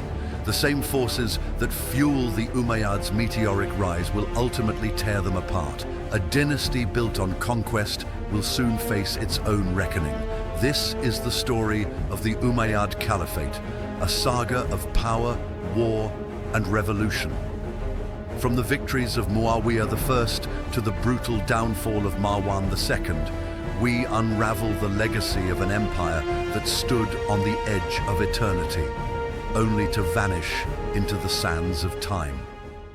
The assassination of Ali ibn Abi Talib in 661 AD was not just the end of the Rashidun Caliphate, but also the beginning of a profound transformation in the Muslim world. The event concluded the First Fitna, a civil war that had already revealed deep fractures within the Islamic community. The conflict had begun as a political dispute over the legitimacy of Ali's rule, but it quickly escalated into a broader struggle that divided Muslims on theological, social, and ideological lines. The tensions were rooted in the assassination of Uthman ibn Affan, the third caliph, whose supporters sought retribution, but Ali's leadership was contested. This division led to the Battle of Siffin, 657 AD, and the controversial arbitration that followed. But the First Fitna was not merely a political power struggle, it became a defining moment for Islam's internal divisions. Fred Donner, American historian, specialized in early Islamic history in his well-known book, Muhammad and the Believers, remarks, "The First Fitna was not merely a struggle for political power. It was a clash of visions about what the Muslim community should be, a united moral force or a pragmatic political entity." The split was not only about power, but also about religious legitimacy. For the Shia, the death of Ali was an injustice that deprived his descendants of their rightful leadership. However, for the Sunnis, the transition to Muawiyah's rule was a necessary compromise to restore stability. Muawiyah ibn Abi Sufyan, a member of the influential Quraysh tribe, had been the governor of Syria under the Rashidun caliphs. His administrative talent and military strength made him a key figure in the post-Fitna world. Unlike the pious Rashidun caliphs, Muawiyah understood that ruling a vast empire required political pragmatism rather than religious idealism. Marshall Hodgson, another prominent American historian in the venture of Islam, describes Muawiyah as a pragmatist who understood the complexities of ruling a vast and diverse empire. His leadership was defined not by ideological purity, but by his ability to maintain stability and cohesion. Muawiyah's claim to the caliphate was not purely based on religious legitimacy, but rather on his ability to command loyalty from his troops and elite supporters. His political acumen was evident when he reached a settlement with Hassan ibn Ali, the son of Ali and grandson of the Prophet Muhammad. In 661 AD, Hassan abdicated in favor of Muawiyah, but this agreement was not without conditions.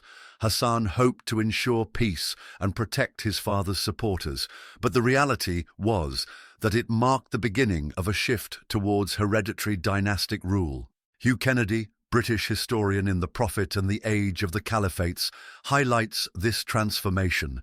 Muawiyah's genius lay in his ability to adapt traditional tribal politics to the needs of an empire. He was not a man of lofty ideals, but a ruler who understood the art of compromise and the necessity of maintaining order. Tariq. This shift was controversial. Some viewed it as necessary for stability, but others saw it as a betrayal of the early Islamic ideal of consultative leadership, shura. Under Muawiyah, the center of political power moved from Medina to Damascus, a city with a long history of imperial administration under the Byzantines. This change was not just a matter of geography, but also a symbolic and strategic move. Medina had been the spiritual heart of Islam, but Damascus provided access to well-developed trade routes, bureaucratic structures, and a strong military base. Karen Armstrong, in Islam, A Short History, notes, the relocation of the capital from Medina to Damascus symbolized the transformation of the Caliphate from a community-led enterprise to an imperial state. Muawiyah borrowed heavily from Byzantine and Persian administrative systems, using experienced Greek and Persian bureaucrats to manage state affairs. However, this centralization came at a cost. Many Muslims felt increasingly disconnected from the decision-making process, but Muawiyah saw it as a necessity for governing such a vast and diverse empire. Fred Donner points out, the centralization of power under Muawiyah was essential for governing a rapidly expanding empire, but it also alienated segments of the Muslim community who felt increasingly disconnected from the Caliphate's decision-making process. However, while Muawiyah's reforms brought stability, they also planted the seeds of future resistance.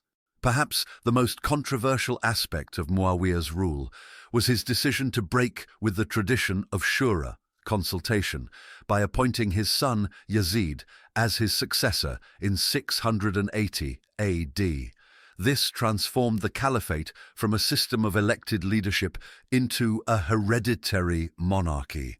Marshall Hodgson observes, the shift to dynastic rule under the Umayyads was a pragmatic solution to the challenges of succession, but it also marked a departure from the egalitarian ideals that had characterized the early Muslim community. However, not everyone accepted this transition. Figures such as Abdullah ibn Zubayr and Hussein ibn Ali, the grandson of the Prophet, refused to recognize Yazid's legitimacy. Their opposition would eventually lead to one of the most tragic events in Islamic history, the Battle of Karbala. Hugh Kennedy, in Caliphate, The History of an Idea, comments, by nominating Yazid as his successor, Muawiyah set a precedent that transformed the Caliphate into a dynasty. While this ensured a smoother transfer of power, it fundamentally altered the character of the Caliphate, shifting it away from its communal and consultative roots. Wael Halak, in The Impossible State, critiques this transition.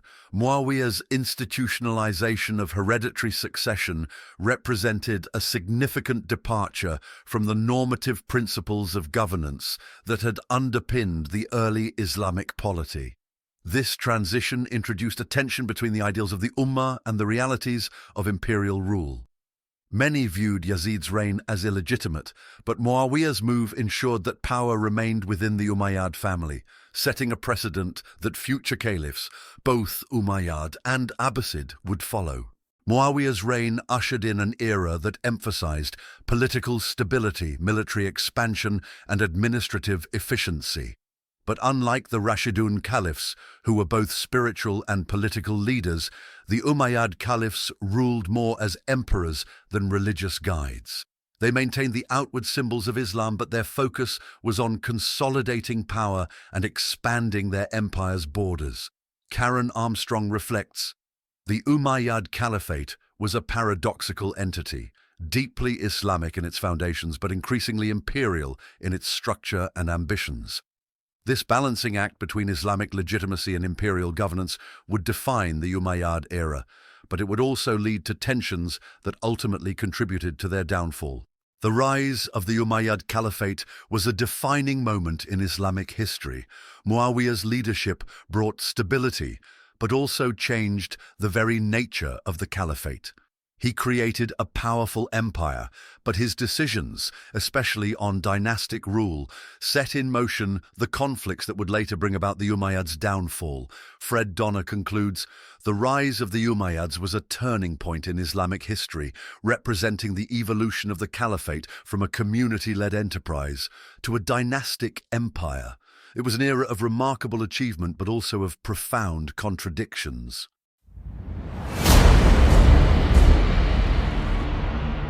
The Umayyad Caliphate's military campaigns were among the most ambitious in history, leading to the rapid expansion of Islamic rule.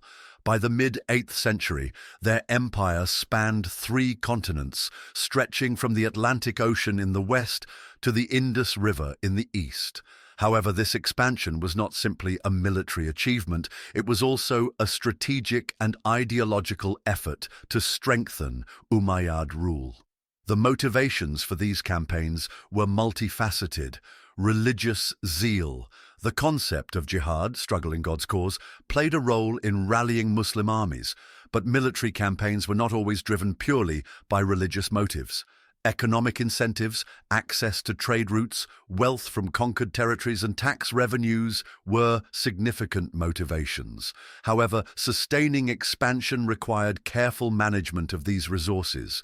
Political necessity, conquests helped solidify the legitimacy of the Umayyad dynasty, but they also served as a means to distract internal opposition. Fred Donner, in The Early Islamic Conquests, explains, "The Umayyads approached expansion with a dual purpose, to spread the influence of Islam and to secure the economic and political stability of their burgeoning empire." However, Hugh Kennedy, in The Great Arab Conquests, emphasizes that while religion played a role, the expansion was also dictated by pragmatic concerns. The rapid expansion under the Umayyads was driven as much by pragmatic concerns, such as securing economic resources and pacifying restless frontier regions, as by religious ideals.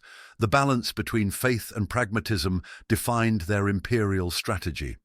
Despite these strategic advantages, expansion also brought new challenges. Conquering vast territories was one thing, but governing them effectively was another. North Africa was a key target for the Umayyad Caliphate, but it was not an easy conquest. The region had been a vital part of the Byzantine Empire, with coastal cities like Carthage and Tripoli serving as major centers of commerce. However, the interior was dominated by Berber tribes, who had long resisted outside rule. By the mid-7th century, Byzantine control had weakened due to internal divisions and previous Vandal invasions, but North Africa was still a difficult region to subdue. Hugh Kennedy, in The Great Arab Conquests, notes, "The weakened Byzantine hold on North Africa, combined with the discontent of local populations, created a political vacuum that the Muslim armies were quick to exploit." However, the conquest was not immediate. It was a prolonged struggle. The first Muslim incursions into North Africa began under the Rashidun caliphs, but it was the Umayyads who made significant progress. The challenges they faced included difficult geography. The region's deserts, mountains, and scarce water sources made logistics difficult. Berber resistance. The Berbers were skilled in guerrilla warfare, but their disunity eventually weakened their resistance. Byzantine defences. Cities like Carthage were heavily fortified, requiring sustained sieges and even naval operations. Karen Armstrong, in Islam, A Short History, writes, "The conquest of North Africa was a protracted struggle that tested the resilience and adaptability of the Muslim armies, as they faced a combination of harsh terrain and determined local resistance." However, these challenges did not deter the Umayyads. Now we will explore key figures that led Umayyad's invasion to North Africa. Uqba ibn Nafi was one of the most important commanders in North Africa. In 670 AD, he founded Kairouan, modern Tunisia, which became not only a military base but also a center of Islamic learning and governance. His expeditions pushed deep into Maghreb, western North Africa, reaching as far as the Atlantic Ocean. However, his campaigns met stiff resistance from the Berbers. Hugh Kennedy remarks, Uqba's campaigns symbolize the ambition and vision of the early Muslim generals, who sought not only to conquer but to establish enduring institutions of Islamic rule. Hassan ibn al-Nu'man, the consolidator. Hassan ibn al-Nu'man played a crucial role in consolidating Muslim rule. His forces captured Carthage in 698 AD, effectively ending Byzantine power in North Africa. However, the real challenge came not from the Byzantines, but from Berber resistance. One of the most legendary figures of Berber resistance was Kahina, a warrior queen who united Berber tribes against the Umayyads. She inflicted heavy losses on the Muslim forces through guerrilla warfare, but she ultimately fell in battle. Kennedy writes, Kahina was more than a military leader. She was a symbol of Berber defiance, embodying the resilience and autonomy of her people in the face of external domination. However, her defeat marked the end of major Berber resistance. The Berbers were eventually integrated into the Umayyad Caliphate, but this process was not without difficulties. Many Berbers embraced Islam, attracted by its egalitarian principles, but they were still treated as second-class citizens under Arab rule.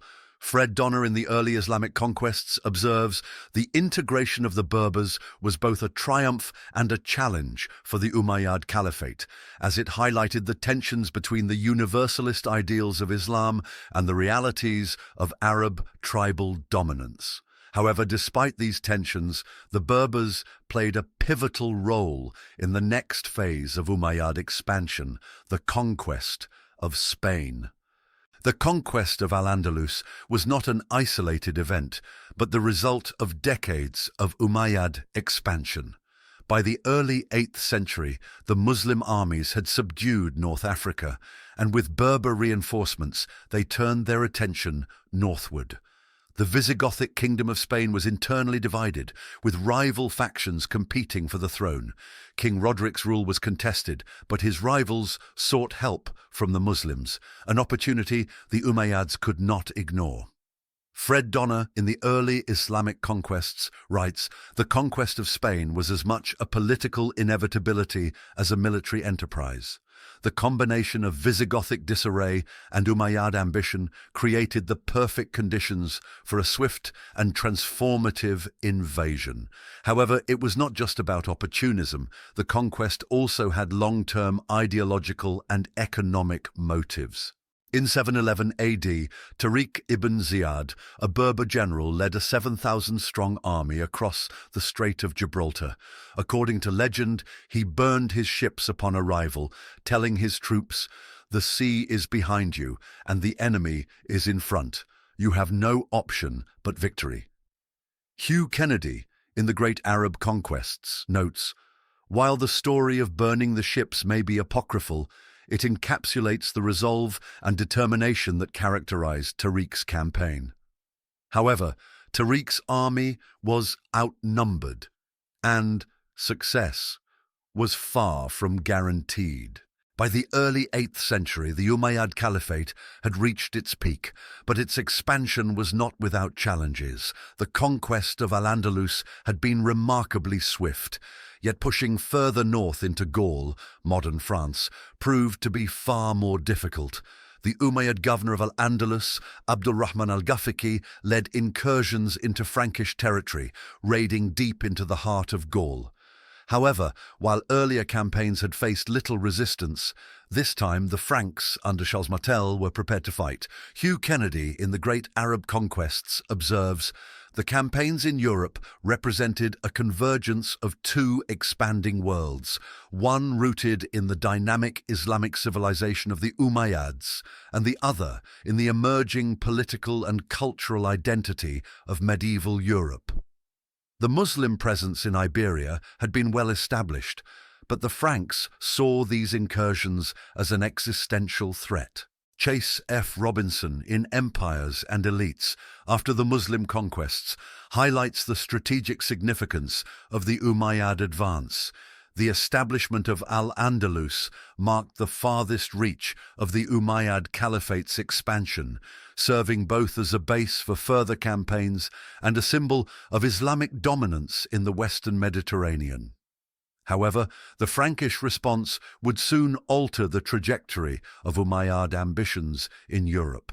The motives behind the Umayyad advance into Gaul were not purely religious, but a mix of strategic and economic objectives. Economic gain. The Franks' prosperous cities were tempting targets for plunder. Territorial expansion. Securing Gaul could stabilize the northern frontier of Al-Andalus. Political prestige. A decisive victory could further strengthen Umayyad rule. Fred Donner, in the early Islamic conquests, explains, while the Islamic conquests were often framed in religious terms, the pragmatic goals of securing wealth and strategic territory were equally significant drivers. However, Charles Martel understood the stakes and was determined to stop the Umayyads. Unlike the Visigoths, whose kingdom had collapsed quickly, the Franks were politically and militarily more cohesive. Charles Martel, known as the Hammer, had spent years consolidating power. However, he knew his Frankish forces were at a disadvantage against the highly mobile Umayyad cavalry. Kennedy notes, Martel's preparations were methodical and deliberate, focusing on strengthening his infantry and creating a defensive strategy to counter the Umayyad strengths. However, preparing for the battle was one thing, winning it would be another. The battle took place near Tours, in a forested region that limited the movement of Umayyad cavalry. However, this was not a random choice. It was a calculated move by Charles Martel, who sought to neutralize the speed advantage of the Muslim horsemen. The Frankish forces, primarily composed of heavy infantry, adopted a shield wall formation, creating an impenetrable defense. However, the success of this strategy depended entirely on their discipline. Karen Armstrong, in Islam, A Short History, writes, the Franks' reliance on discipline and cohesion reflected the evolving nature of European warfare, contrasting with the dynamic and fluid tactics of the Muslim armies. The Umayyad cavalry launched wave after wave of attacks, but the Frankish line held firm. However, as the day progressed, rumors spread that the Umayyad camp was being raided. Thinking their loot was in danger, parts of the Umayyad army broke formation and retreated. Seeing this, Martel seized the opportunity, launching a counterattack that forced the remaining Umayyad forces to withdraw. Abdul Rahman al-Ghafiqi was killed in battle, and the Umayyads retreated south. However, this was not the end of their ambitions in Gaul. Umayyad forces continued skirmishes in the region for years. For Charles Martel, the victory at Tours was a turning point, but not necessarily for the reasons later historians claimed. While many medieval chroniclers depicted the battle as saving Christendom, in reality it was a key moment in the rise of the Frankish state. Fred Donner remarks, the significance of the Battle of Tours lies less in its immediate outcomes and more in its symbolic resonance as a clash between two emerging civilizations. However, while the battle marked a halt to Umayyad expansion, it did not eliminate Muslim influence in Western Europe.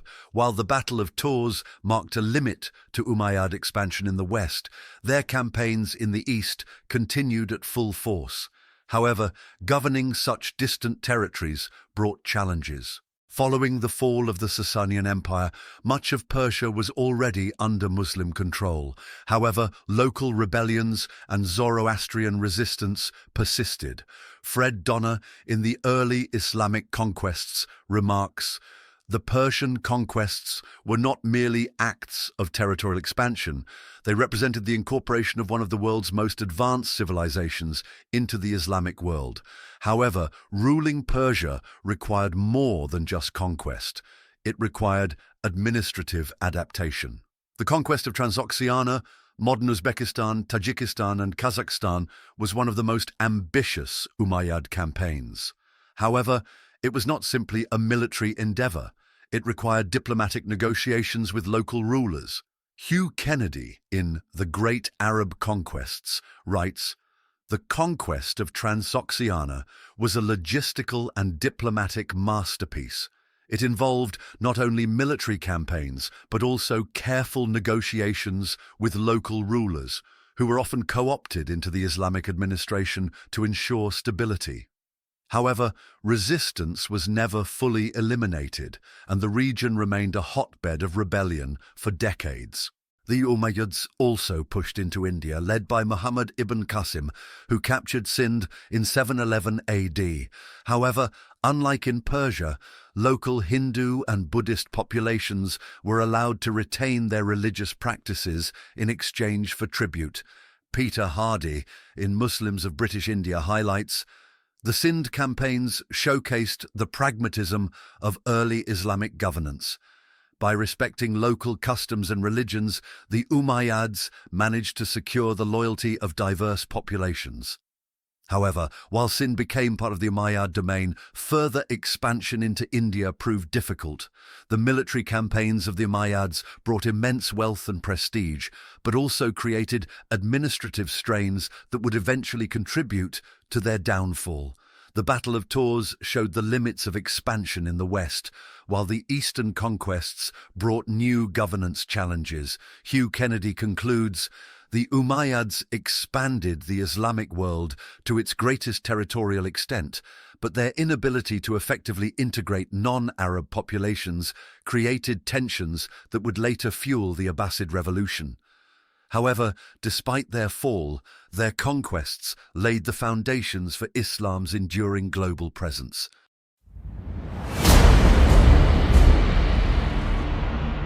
The Umayyad Caliphate was unlike anything that had come before. While the Rashidun caliphs had led with a sense of communal authority, seeking legitimacy through consultation, shura, and consensus, Muawiyah and his successors ruled with imperial ambition. However, while they framed their rule as a continuation of the Islamic project, they made fundamental changes that reshaped the nature of the caliphate.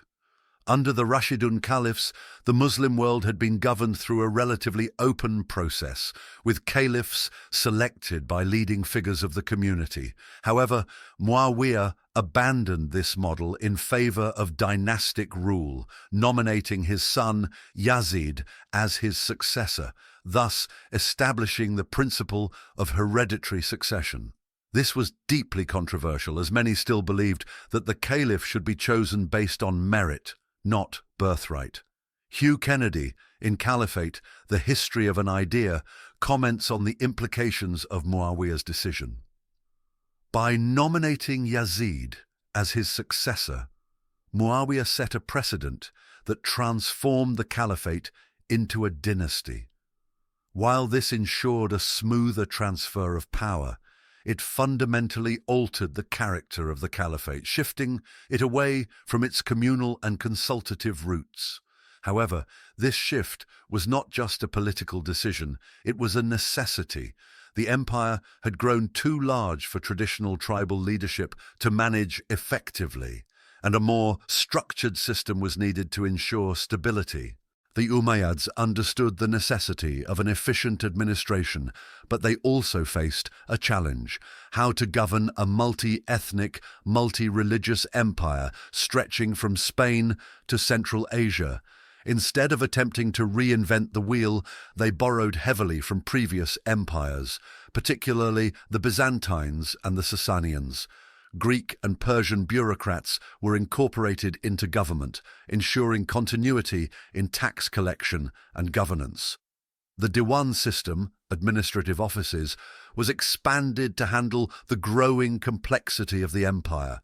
Arabic became the official language of administration, replacing Greek and Persian in government records. Karen Armstrong, in Islam, A Short History, notes, "The relocation of the capital from Medina to Damascus symbolized the transformation of the caliphate from a community-led enterprise to an imperial state." However, while these reforms brought efficiency, they also created resentment. Non-Arab converts, Mawali, often found themselves excluded from power, while the Umayyads favored Arab elites, particularly the tribes that had supported Muawiyah's rise to power. Fred Donner highlights the contradictions in Umayyad governance. The centralization of power under Muawiyah was essential for governing a rapidly expanding empire, but it also alienated segments of the Muslim community who felt increasingly disconnected from the Caliphate's decision-making process. The question remained, could this imperial vision of the Caliphate coexist with the Islamic ideal of a unified, egalitarian ummah?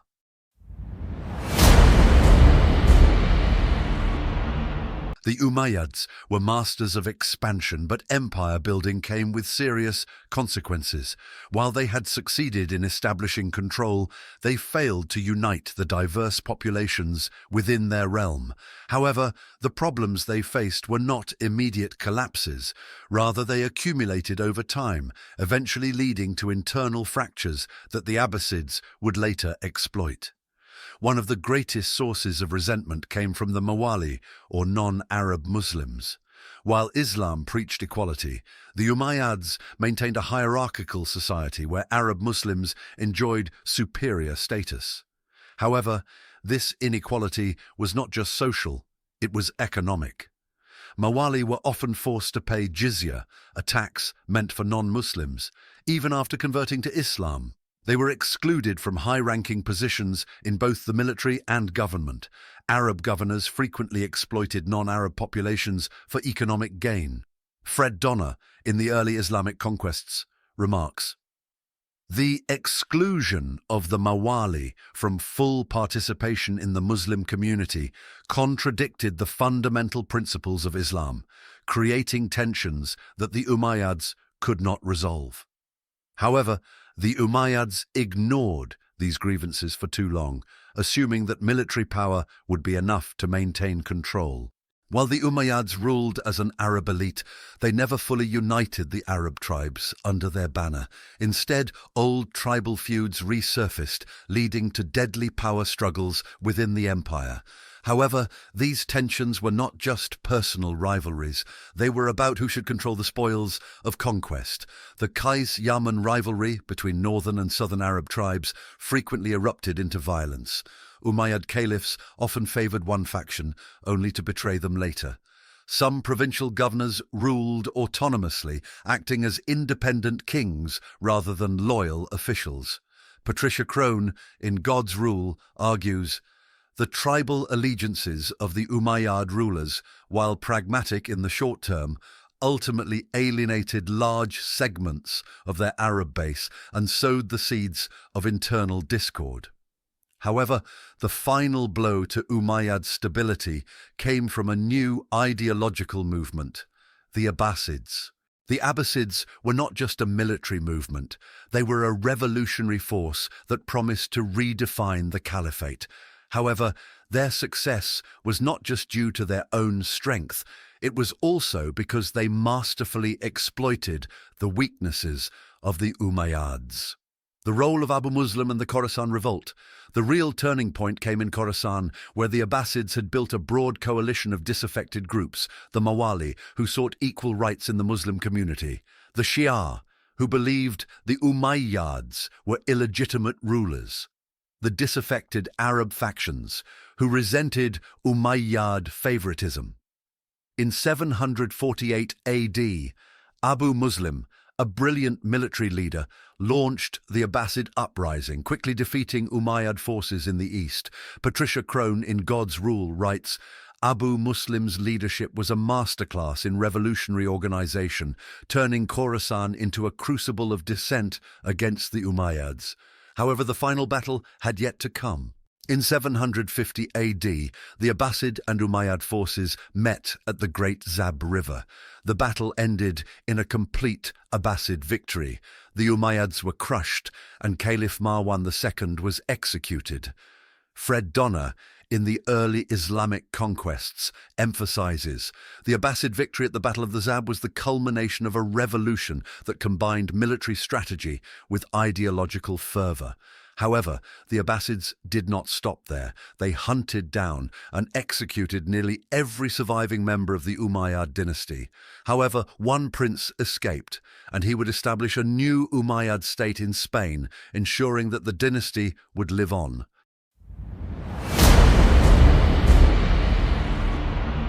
The Umayyad Caliphate may have fallen in 750 AD, but its impact was far from over.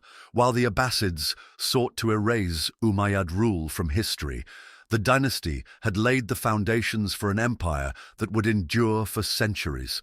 However, their legacy was not just one of expansion and administration. It was also a story of controversy, division, and survival. The most undeniable achievement of the Umayyads was their astonishing territorial expansion. However, conquest alone does not ensure stability, governance does. Despite their many internal struggles, the Umayyads successfully consolidated their empire, turning a loosely connected series of territories into a cohesive Islamic state. The Caliphate stretched from the Iberian Peninsula in the west to the Indus River in the east, making it one of the largest empires in history. They established provincial governance that allowed local elites to continue their administration under Islamic rule. Arabic became the language of government, replacing Greek and Persian in official records. Hugh Kennedy, in The Great Arab Conquests, notes, "The Umayyad conquests reshaped the political map of the medieval world, creating a transcontinental empire that served as a conduit for the exchange of ideas, goods, and cultures." However, while their expansion was remarkable, it came at a cost. Maintaining control over diverse populations was difficult, and their Arab-centric policies alienated many subjects. Fred Donner, in the early Islamic conquests, argues, while the Umayyads successfully established the first great Islamic empire, they struggled to reconcile their political ambitions with the universalist ideals of Islam. In other words, their imperial success contained the seeds of their downfall. The Umayyads were not just conquerors, they were also architects of culture. However, while they expanded Islamic civilization, they also faced accusations of prioritizing power over piety. One of the Umayyads' most enduring contributions was the standardization of Islamic practices. However, this was not always driven by religious devotion. It was often a practical necessity for governing a vast empire. The Quran was compiled in its final, standardized form under Umayyad rule. Arabic script was developed, facilitating the spread of Islamic scholarship. Key administrative and legal practices were influenced by Islamic principles, though they still borrowed from Byzantine and Sasanian traditions. Patricia Crone, in God's Rule, observes, the Umayyad period marked a decisive shift in the articulation of Islamic identity, as the faith evolved from a localized Arabian phenomenon to a universal creed. However, their association with political power led many to question their sincerity. Reza Shah Kazemi, in Justice and Remembrance, notes, while the Umayyads are often critiqued for their worldly ambitions, their contributions to the institutionalization of Islam cannot be ignored. However, while their political dominance helped spread Islam, it also deepened sectarian divisions, particularly the Sunni-Shia split, which remains a defining feature of Islamic history. The Umayyads may not have been religious reformers, but they were patrons of art and architecture. However, their imperial ambitions were always present in their artistic projects. One of their most iconic legacies is the Dome of the Rock in Jerusalem, built by Caliph Abd al-Malik in 691 AD. The structure's inscriptions emphasized Islamic monotheism, directly challenging Christian theology in Byzantine-controlled territories. It was not just a religious monument, it was a statement of Umayyad power. Jonathan Bloom and Sheila Blair, in The Art and Architecture of Islam, argue The Umayyad Caliphate was instrumental in forging a uniquely Islamic aesthetic, blending elements from pre-Islamic and neighboring cultures to create enduring artistic and architectural legacies. However, while the Umayyads created lasting monuments, their rule also fueled resentment, particularly among those who viewed them as too worldly and too concerned with material grandeur. Hugh Kennedy, in The Armies of the Caliphs, states, "The opulence of the Umayyad court, while intended to project power and prestige, alienated both the pious and the politically ambitious within the Muslim community." Their architectural achievements would inspire later Islamic dynasties, but their extravagance also played a role in their eventual downfall. Although the Umayyads were overthrown in the east, they did not disappear. Instead, they found new life in the west. After the Abbasid revolution, one surviving Umayyad prince, Abd al-Rahman I, escaped to Spain, Al-Andalus, and established a new Umayyad state in Córdoba. This new Umayyad emirate would flourish, eventually becoming a caliphate in its own right. It became a center of learning, where Muslims, Christians, and Jews contributed to a golden age of knowledge and culture. While the Umayyads in Damascus had been accused of corruption, the Cordoban Umayyads became renowned for their intellectual achievements. Maria Rosa Menocal, in The Ornament of the World, emphasizes, "The Umayyads in Al-Andalus preserved the dynamism of their Syrian predecessors, fostering a flourishing culture that left an indelible mark on European and Islamic history." However, while the Umayyads thrived in Spain, they were never able to reclaim their lost Eastern Empire. Jonathan Berkey, in The Formation of Islam, concludes, "The survival of the Umayyad tradition in Al-Andalus underscored the enduring appeal of their governance and cultural synthesis." While the Umayyads built an empire, they also created deep divisions that ultimately led to their downfall. However, their collapse does not mean they failed. Instead, their mistakes shaped the future of the Islamic world. Fred Donner, in Narratives of Islamic Origins, offers a final reflection. The decline of the Umayyads serves as a cautionary tale about the perils of exclusivity in governance and the fragility of imperial cohesion. However, their greatest irony is that while they were replaced by the Abbasids, the Abbasid rulers adopted many of their policies. Marshall Hodgson, in The Venture of Islam, concludes, "The Umayyads' rise and fall underscore the dynamic interplay of political ambition, cultural adaptation, and religious evolution in the early Islamic world.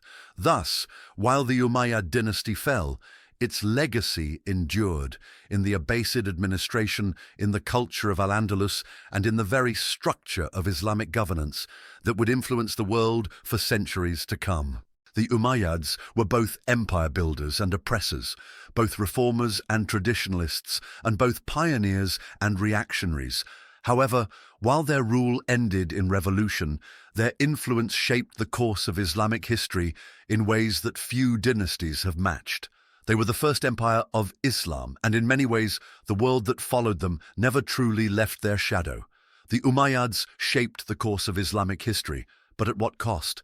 Their empire expanded, their administration thrived, yet their policies also sowed the seeds of division. The Abbasids may have overthrown them, but the Umayyad legacy never truly disappeared. However, the way we understand early Islamic history is deeply shaped by traditional narratives, and not all of them hold up to scrutiny. Were the Umayyads really the power-hungry rulers they are often portrayed as? And how much of early Islamic history is shaped by later Abbasid perspectives? If you want to explore the problems with the traditional narrative of early Islam, check out our video on this topic, where we dive deep into historical sources, modern scholarship, and the untold complexities of early Islamic history. Thank you for watching this chapter in the epic history of Islam. If you enjoyed this documentary, don't miss our other deep dives into medieval history. Explore the dramatic rise and fall of Muslim Spain in The Epic History of Medieval Spain Explained. Or discover the forgotten legacy of Europe's so-called invaders in our latest hit, From Huns to Franks, Barbarians Who Built Europe. Subscribe, like, and share to support historical storytelling rooted in research and made for serious history lovers. See you in the next episode.